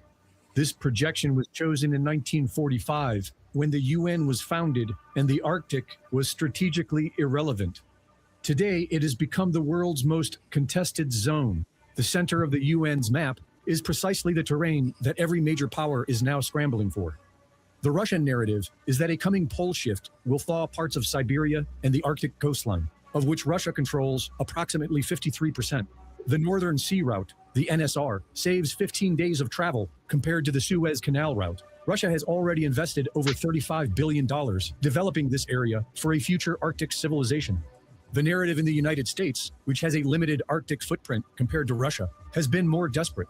Its story began as man-made global warming, now simplified to climate change. The U.S. is hurrying to meet a 2030 deadline and is looking to acquire Canada and Greenland, which would give it the ability to dominate the Northwest Passage, the alternative Arctic trade route to Russia's NSR.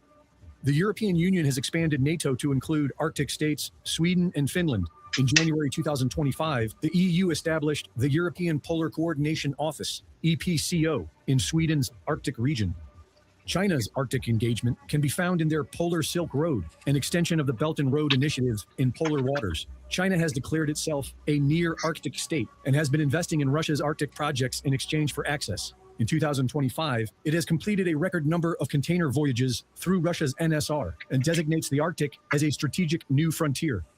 We are living through the most consequential reorganization of world power since 1945, and the geological advantage for all nations is clearly centered in the Arctic region.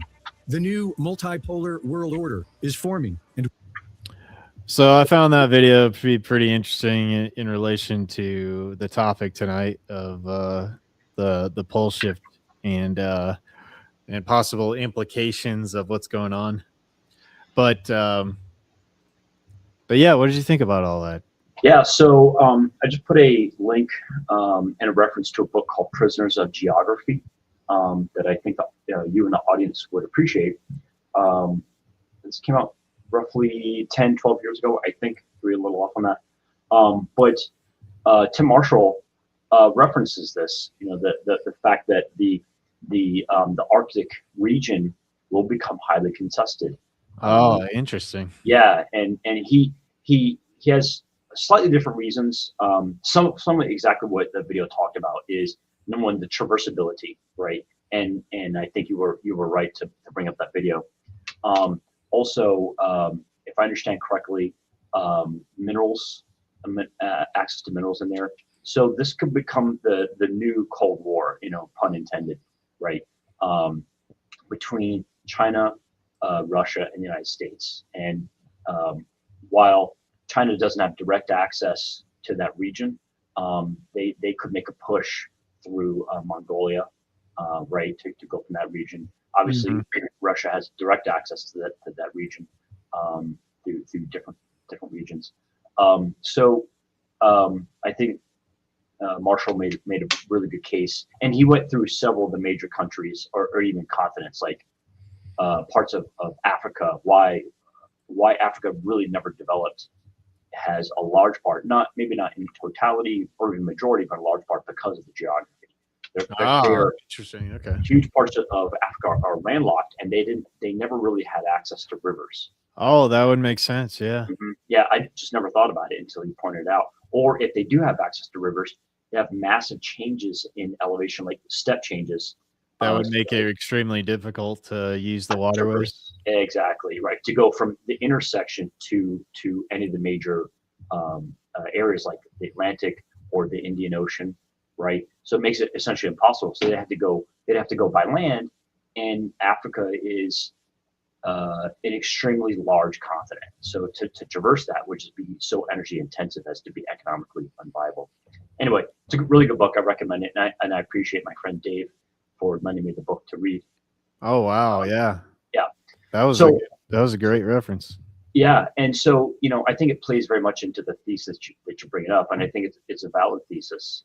And I think all these factors come together, and they are they're contributing factors that really are kind of ramping up the competition for that region of the world. Yeah, well, I mean, the bottom line is that things are changing, and dramatically in many different areas of humanity right now. Yeah. We're talking geopolitics, economics, infrastructure. All this stuff is changing and converging right now. So, in times of great change, then it's best to be adaptable and to be as resilient as you possibly can. Yeah. Yeah. Unfortunately, so that's the thing is a really good point, and to expand on that, if I may, just a minute.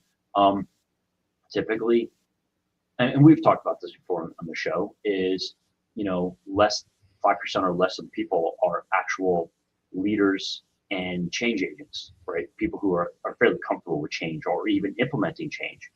The other 95% of the world is not, and it's not a judgment, right? We need both types of people, but there's gonna be a lot of people who are gonna be caught behind the 8 ball, and it's regrettable.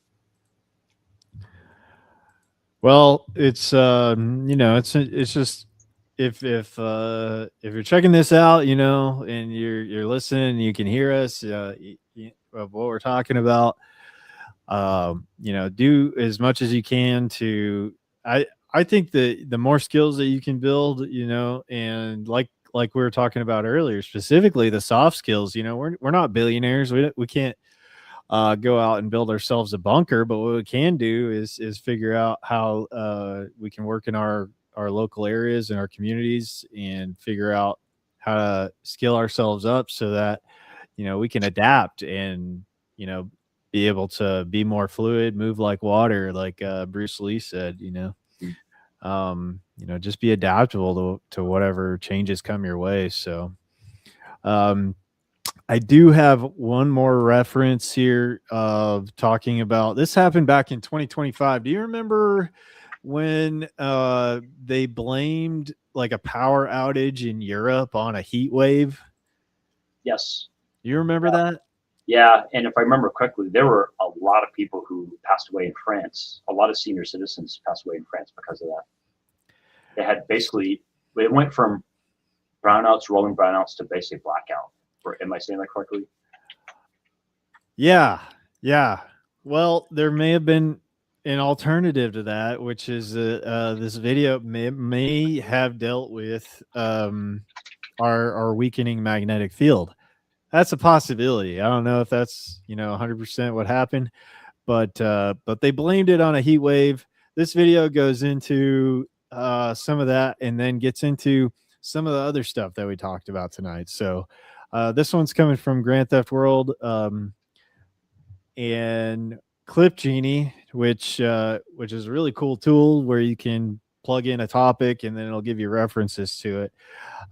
So I was using this in reference to the pole shift, and this was a reference that came up. So I have it timestamped on the point where it's specifically talking about what's been going on with the magnetic field, and we'll check it out for a minute. And it actually kind of leads into some of the other earlier things that we mentioned, so, and gives a little bit more historical context on where we're at right now. So I'll play this, and then we'll talk about it. In cataclysmic world-ending events, you can't do too much about it anyway. So, as Bill Hicks said, enjoy the ride. So, for your consideration, let's go to this clip by Kim Iverson, and trying to remember Ben the weather guy. Is that who she is? I forget. That's why this is not the Star Show on Rumble, because we don't have that type of organization here. We don't have a whole other room of people telling us who did what. We have to recall from when we saw it during the week. So Ben Livingston, boom, maybe, I don't know. He was a father of weather warfare, probably not the right guy. I got the name wrong, but the idea is right. Let's go to Kim Iverson and see if maybe there's a pole shift going on. And if there are claims made, we should adjudicate those claims and weigh them against the evidence in reality to make an informed decision.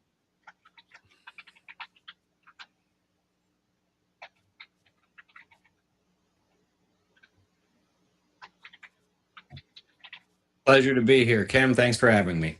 Okay, let's first talk about the big blackout that happened in Europe. So a blackout that knocked out Spain, Portugal, parts of France.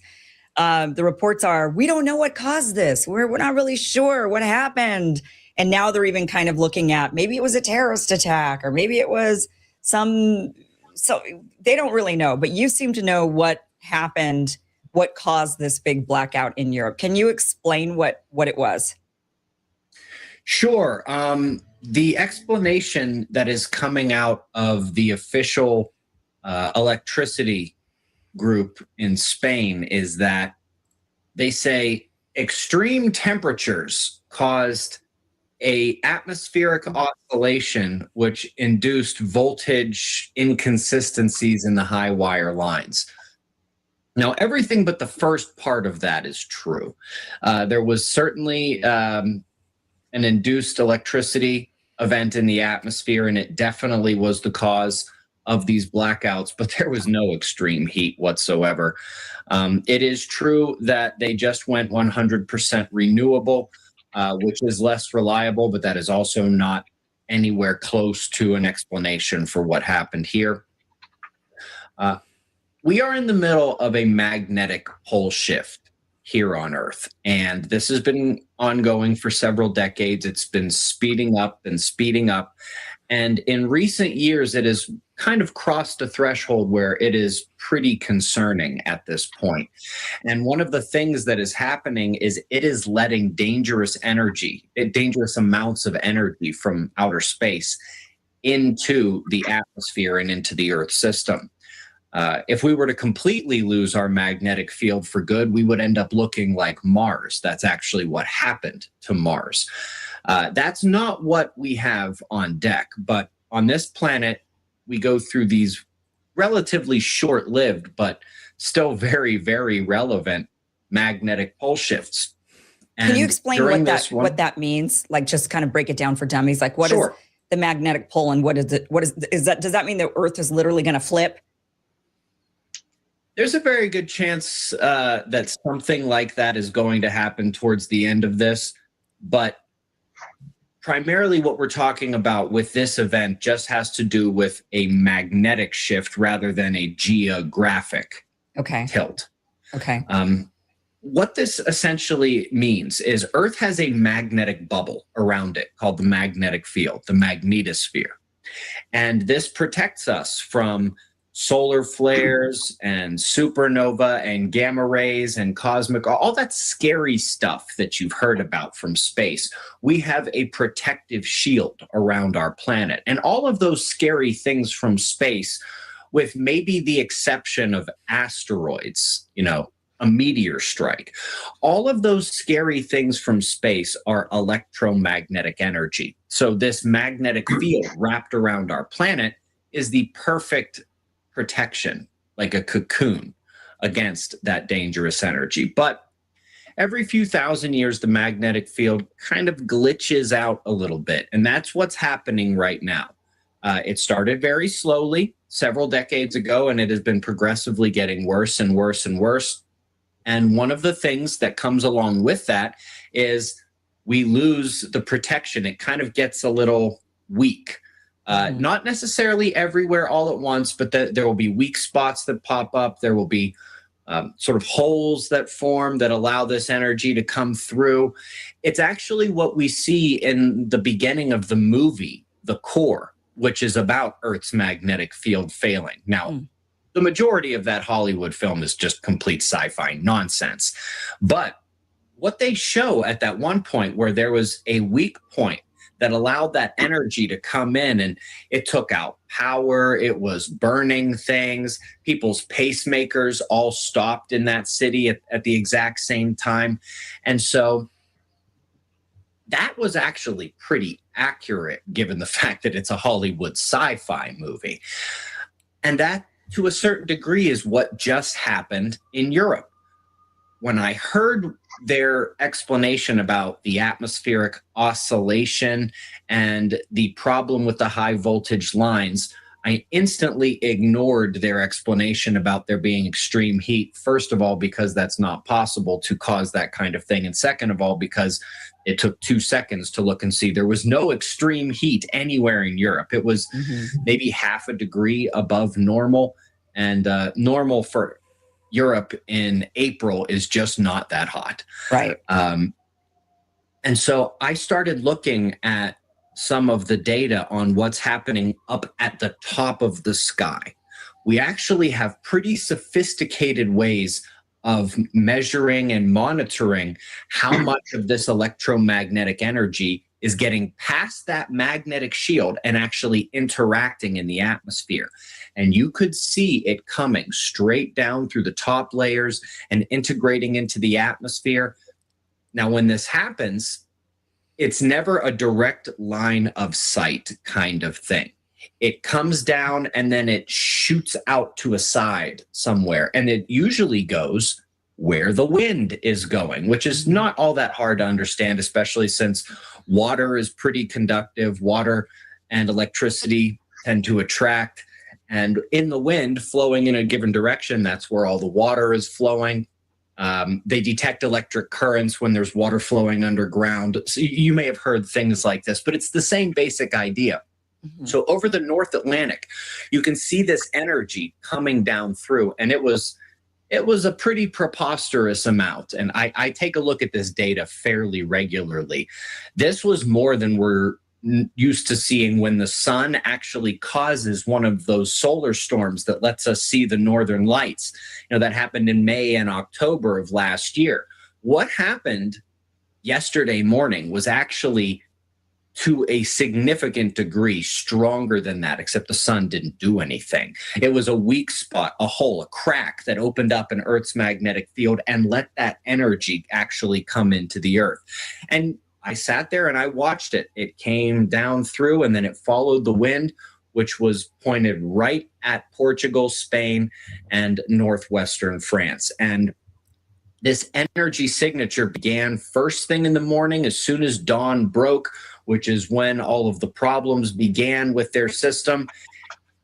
There is no way to cause this specific kind of issue with hacking or an EMP or terrorists or anything like that.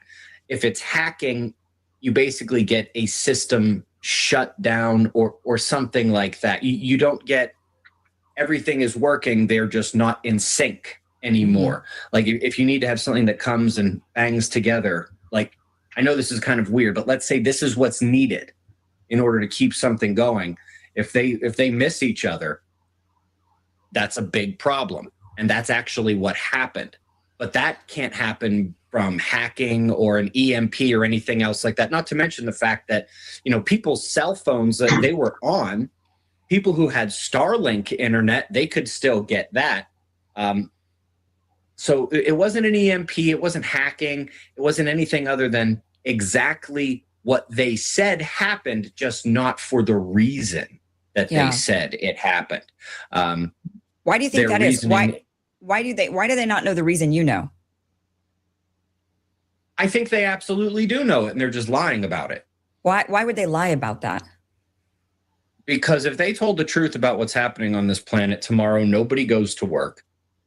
Truckers aren't driving hundreds of miles to deliver food. Police aren't risking their lives on a potentially dangerous call.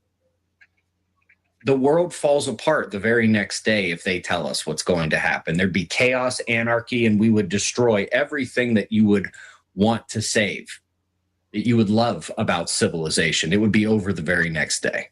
But I mean, isn't this kind of like the notion of climate change, which, we can get into a little bit later, but, so they say, okay, there's doom and gloom coming, right? They've been telling people for decades now, climate change is coming and everybody's going to die, or the planet's going to be ruined. I mean, they've been saying this and we're not panicking. So wouldn't it be similar to that where it's, okay, yeah, the magnetic field the poles are shifting.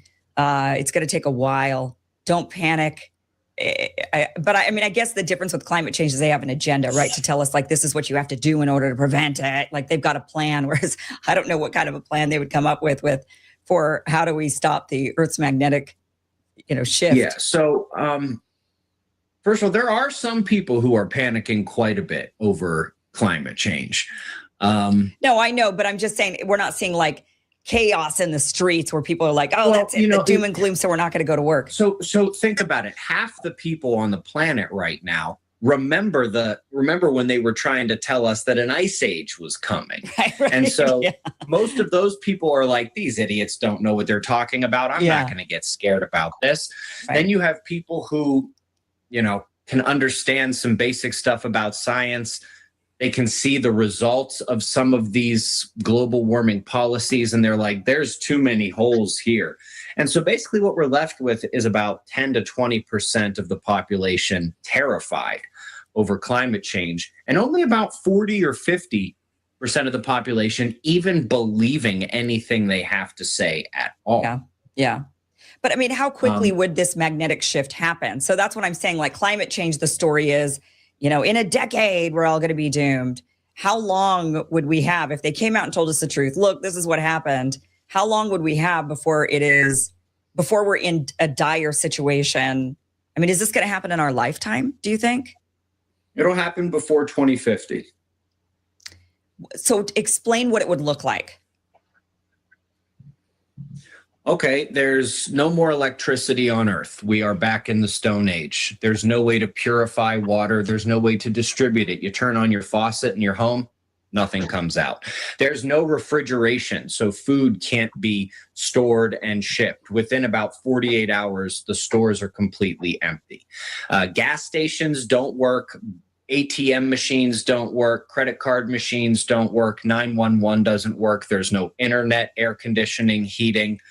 There's basically just you and everyone around you back in the natural world, looking to eat, looking to get water, and looking for shelter for their family.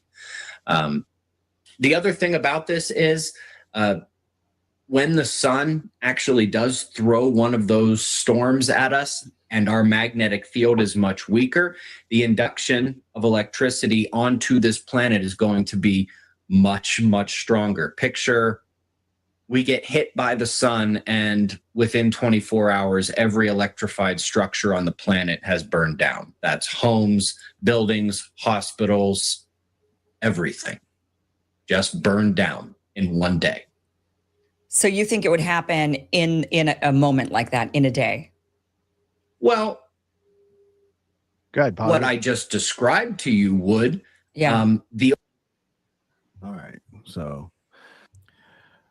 So anyway, that's the worst case scenario for something like that happening.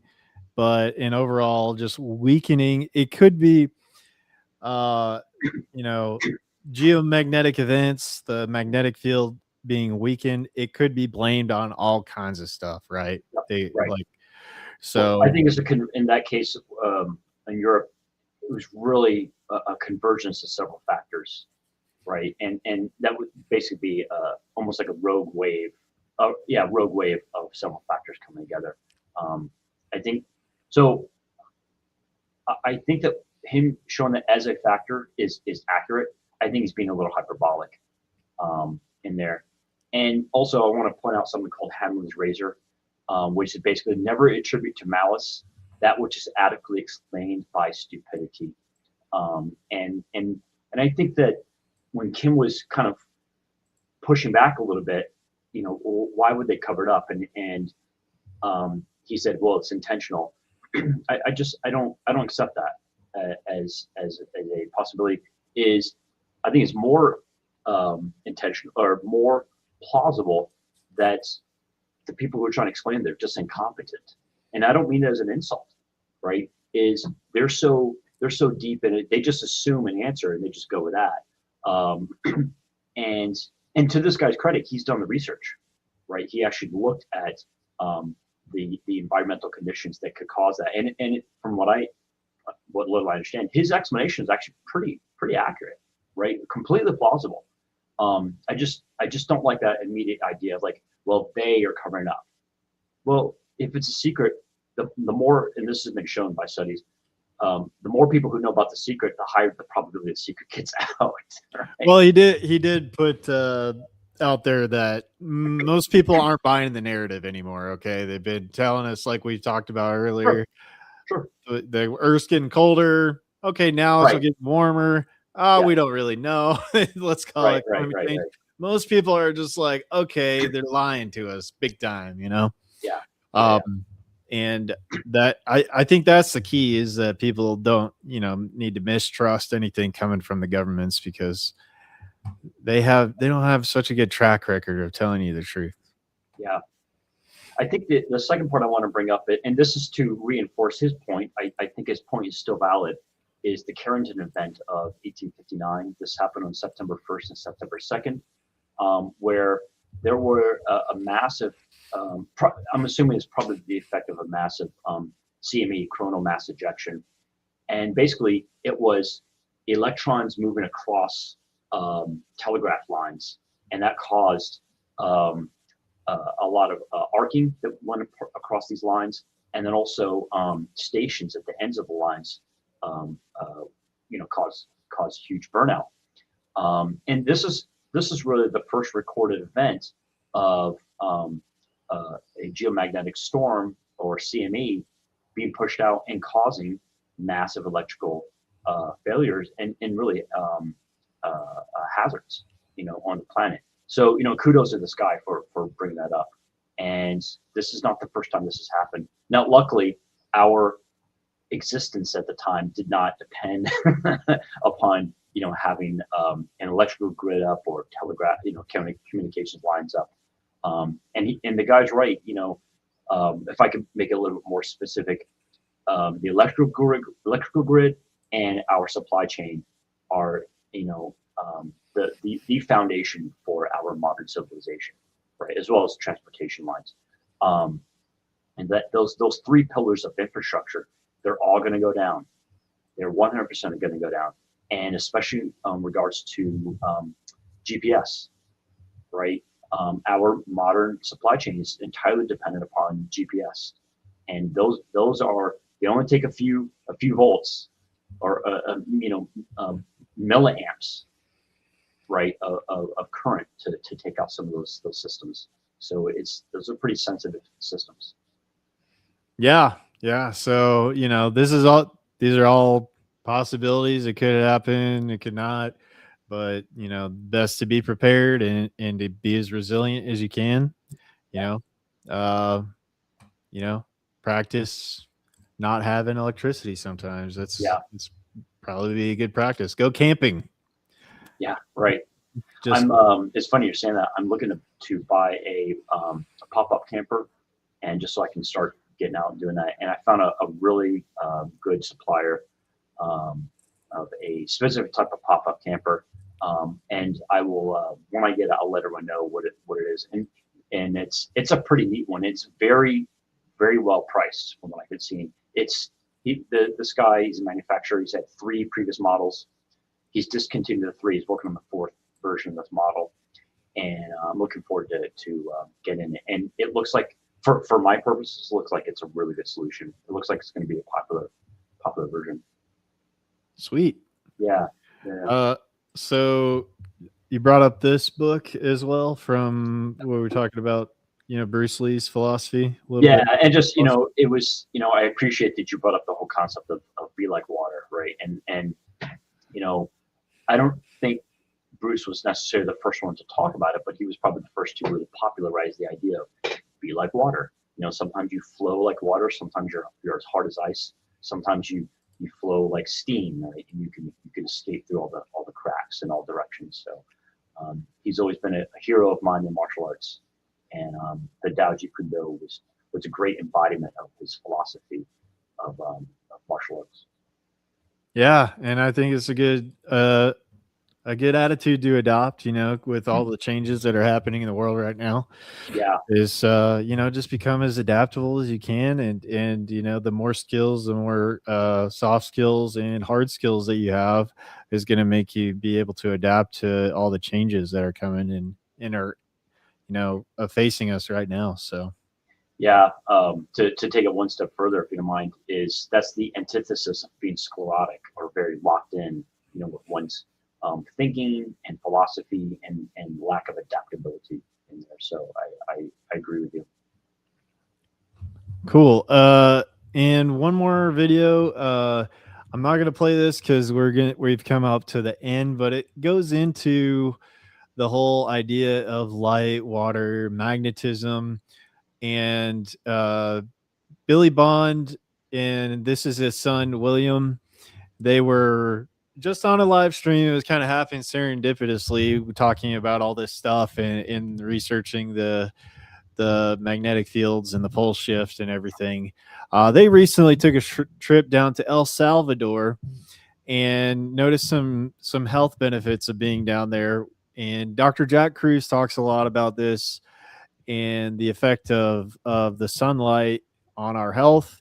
And then also they noticed while they were down there that there are the beaches down there. You can take a magnet and you'll pick up a lot of the iron, I guess, that's in the sand on the beaches, which would indicate that the area is possibly more magnetic. And if we think about a weakening magnetic field, maybe the magnetic fields in this area, there may be some localized magnetic fields in that area that may be providing some additional buffer protection from some of this radiation that might be coming in. So anecdotal, but something kind of interesting. They both when they went down there noticed that their health was impacted from being down there and in a positive way. So really interesting video. It seems like there might be some people thinking about going down there to either start farming ventures or be setting it up as a place where people can come down for like health retreats and stuff. So that's a possible solution for maybe a plan B location is El Salvador, and their friendliness with Bitcoin. They've cleaned up a lot of the crime that's in the country. It's a very stable country now. Supposedly it's easy to get property down there. Once you buy the property, you don't have to pay taxes on it. Supposedly, I think they were mentioning there's like a 30% tax down there. But they're talking about it could be a good place for opportunity for people that want to go down there and do some farming, regenerative agriculture type enterprises, and maybe want to have a plan B location in El Salvador. So yeah, I wanted to present that as a solution in the culmination of all this talk tonight. And that we always have power. It's just when we freeze, fight, flight, or freeze. Don't freeze. Stay fluid, stay adaptable, and be looking to skill up and network up. Yeah, Yeah, I think that's a great lesson. Just that adaptability is so important. So I wanted to just summarize and just ask these questions. Why are the billionaires building bunkers? Is it related to cataclysmic events? Could it be a hedge for planned global chaos? Are all these events converging? In any case, what can you do about it? And then just to reiterate, just be adaptive and resilient. Reduce your dependency on the system. Do the next right step today. Start growing food. Look into energy systems, look into water catchment, learn ways to operate without electricity, and build your skills, build your networks, and don't get caught in the doom loop. Yeah, absolutely. Yeah, having that eternal vigilance is so difficult, and I think that's I don't think there's anyone who could be truly eternal vigilant and a whole person, right? It's just not possible. But I think that any reasonable person can make reasonable steps just to implement small little changes that layer up and could be effective. Well, yeah, guys, just that's what I want to say is to leave you with that. Now, Jay, you said in our private chat that you wanted to mention something else about Pi-hole. Yeah. What is that? So basically, Pi-hole is an open source project that normally is installed on a Pi-hole a Raspberry Pi mini computer, and its purpose is to block basically malicious traffic over the internet. So if you're familiar with DNS, domain name servers, these are basically where it's the phone book of the internet, where you have the names that we're familiar with, like yahoo.com, google.com, facebook.com, and it translates to an internet address like 192.168.0.1 or something like that. And so it is a free to use, free to set up, free to maintain platform that you can put on a Raspberry Pi or your own computer, or whether it be Windows or Linux, etc., Apple. And it basically kind of keeps track. It's like a gate that can work in your own home network. And basically every computer in your home network sends what they call the DNS request to this Pi-hole. And if the Pi-hole says, yep, that's good, it will then allow that traffic to go out and back, back and forth on your home network. If the Pi-hole says, nope, that's not something that I think is good, then basically it will block that and not allow that to go back and forth. And by the way, you as the owner of your own equipment, you can control what's good and what's not good, right? So there's no one telling you what you must or must not do. And I have just I alone, just by finding my own sources, I have about 5.5 million bad sites that I'm blocking on my Pi-hole. And it takes a little setting up, but if we ever want to do this as a future show topic, I can provide some resources that I found on YouTube that basically showed me how to set this up and really get things tweaked and optimized on there. And the reason why this is important, and this kind of gets into the overall concept that Greg and I've been, I think, presenting since day one, is how do we become independent, right? And one of these is basically where we can start to unplug from these mega corporations like Google, like Facebook/Meta, like Yahoo, like Amazon, right?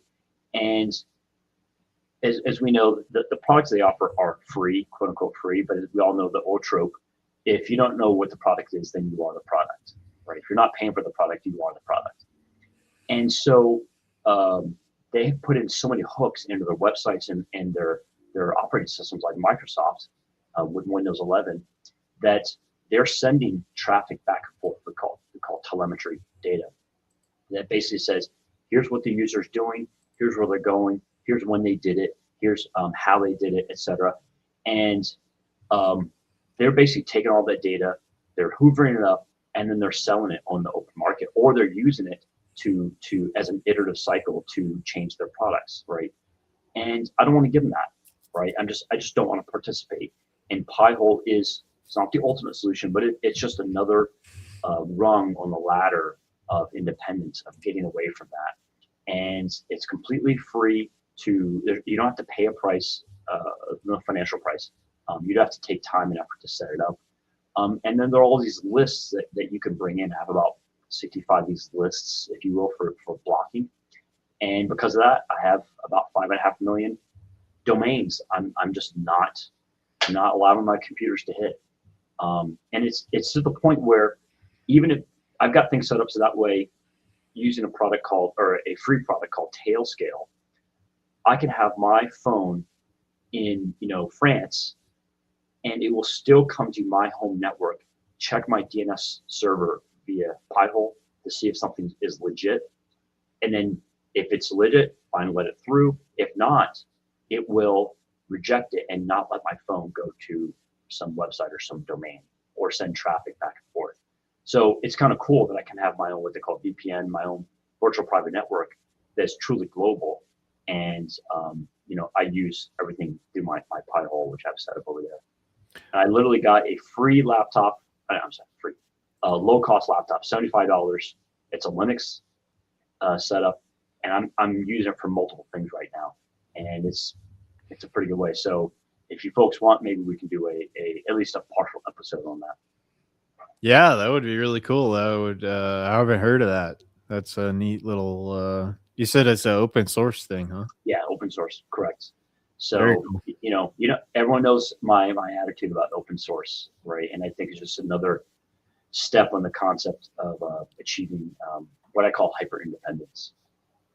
Excellent. Yeah, I think that would be great to go over and to dive further into.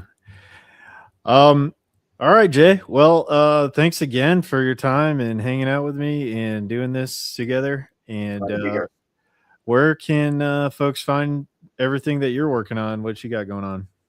Go to meetup.com, look for Bitcoin, Huntsville, crypto, and coffee. You may have to change your region to Huntsville, Alabama to see it. I found that sometimes people who don't have their region set to Huntsville, Alabama cannot find it. I think also in the show notes, Greg may have the link to that our meetup group. We talked about Bitcoin and a couple other crypto assets, but the vast majority of what we talk about is Bitcoin. But more importantly, we talk about things around Bitcoin, the basics of economics, philosophy, civics, history, current events, politics, and the things that really lead up to what Greg and I have been talking about on this episode and just since day one, right, is really how do we achieve that state of independence? How do we unplug from the matrix? How do we stop being so dependent upon, these single sources? It's so important. And from our point of view, one of the most important things that we can do to promote individual liberty is to have that separation of state and money. For too long, for the past 2,500 years, we've too often allowed state to take over money. And that's when nations die, when empires die. So we're trying to create that wedge between the two. I think, Greg, you actually had the quote in our show notes about Friedrich Hayek's quote of that sly roundabout way of taking money from the hands of government. And Bitcoin is that thing. What many of us believe is that thing that completely is independent of government. And the more we can do that, the more we can achieve that state of true individual liberty. And in my presentation, I call Bitcoin the ultimate freedom accelerator, because I can trace about 95% of our problems as a country or even as a planet to state control of money. If we can get the state out of the money supply, out of the money game, out of the money issuance game, we can eliminate about 95% of our problems. So that's my story, and I'm sticking to it. Yeah, absolutely. So yeah, that quote comes from Hayek. I don't believe we shall ever have a good money again before we take the thing out of the hands of government. That is, we can't take it violently out of the hands of government. All we can do is by some sly roundabout way introduce something that they can't stop. And you know, that's Bitcoin in a nutshell. Yeah. As long as it stays decentralized and immutable, then that is an alternative for us to kind of break the Federal Reserve. So right. All central banks just get government out of our way. You know, it's been too much. I realize we're extended here, but you know, government is for too long has been an obtrusive, intrusive force in our lives, and you know, it is in about 95% of our lives. You know, and I think any reasonable person, if we really get down to it, any reasonable person would be able to say, yeah, we don't need so much government in our lives. And if we look at the time periods when we had human flourishing for a nation, the government basically had the 4 pillars of written language, civics, the rule of law, and a hard money standard. All those things together created a civilizing force, which created savings, investing, risk-taking, innovation, wealth building, and prosperity for an entire country. And that's what created the apex predator countries throughout the world, was when they had a hard money standard. Yep. So thanks for hanging out. Hey, Alabama. Thanks for chatting in there in the live chat. And then folks, thank you for hanging out. We'll be coming back to you guys and hopefully in the next couple of weeks we'll have it straightened out, and I'll have my act together a little better and work it out with Jay to make sure that we're doing the show prep and everything. Get another one of these streams out to you. But until then, you know, find ways that you can skill up and do your thing locally. We'll have all the links and show notes in the video description here, and we'll catch you guys next time. Oh, and you can reach out to us if you want. We love talking with people. We love doing this, and we learn a lot from you. So feel free to reach out to us. Yeah. What do you guys think? Let us know in the comments down there, and we'll keep the discussion going, man. All right. We'll catch you later. Bye-bye. Bye.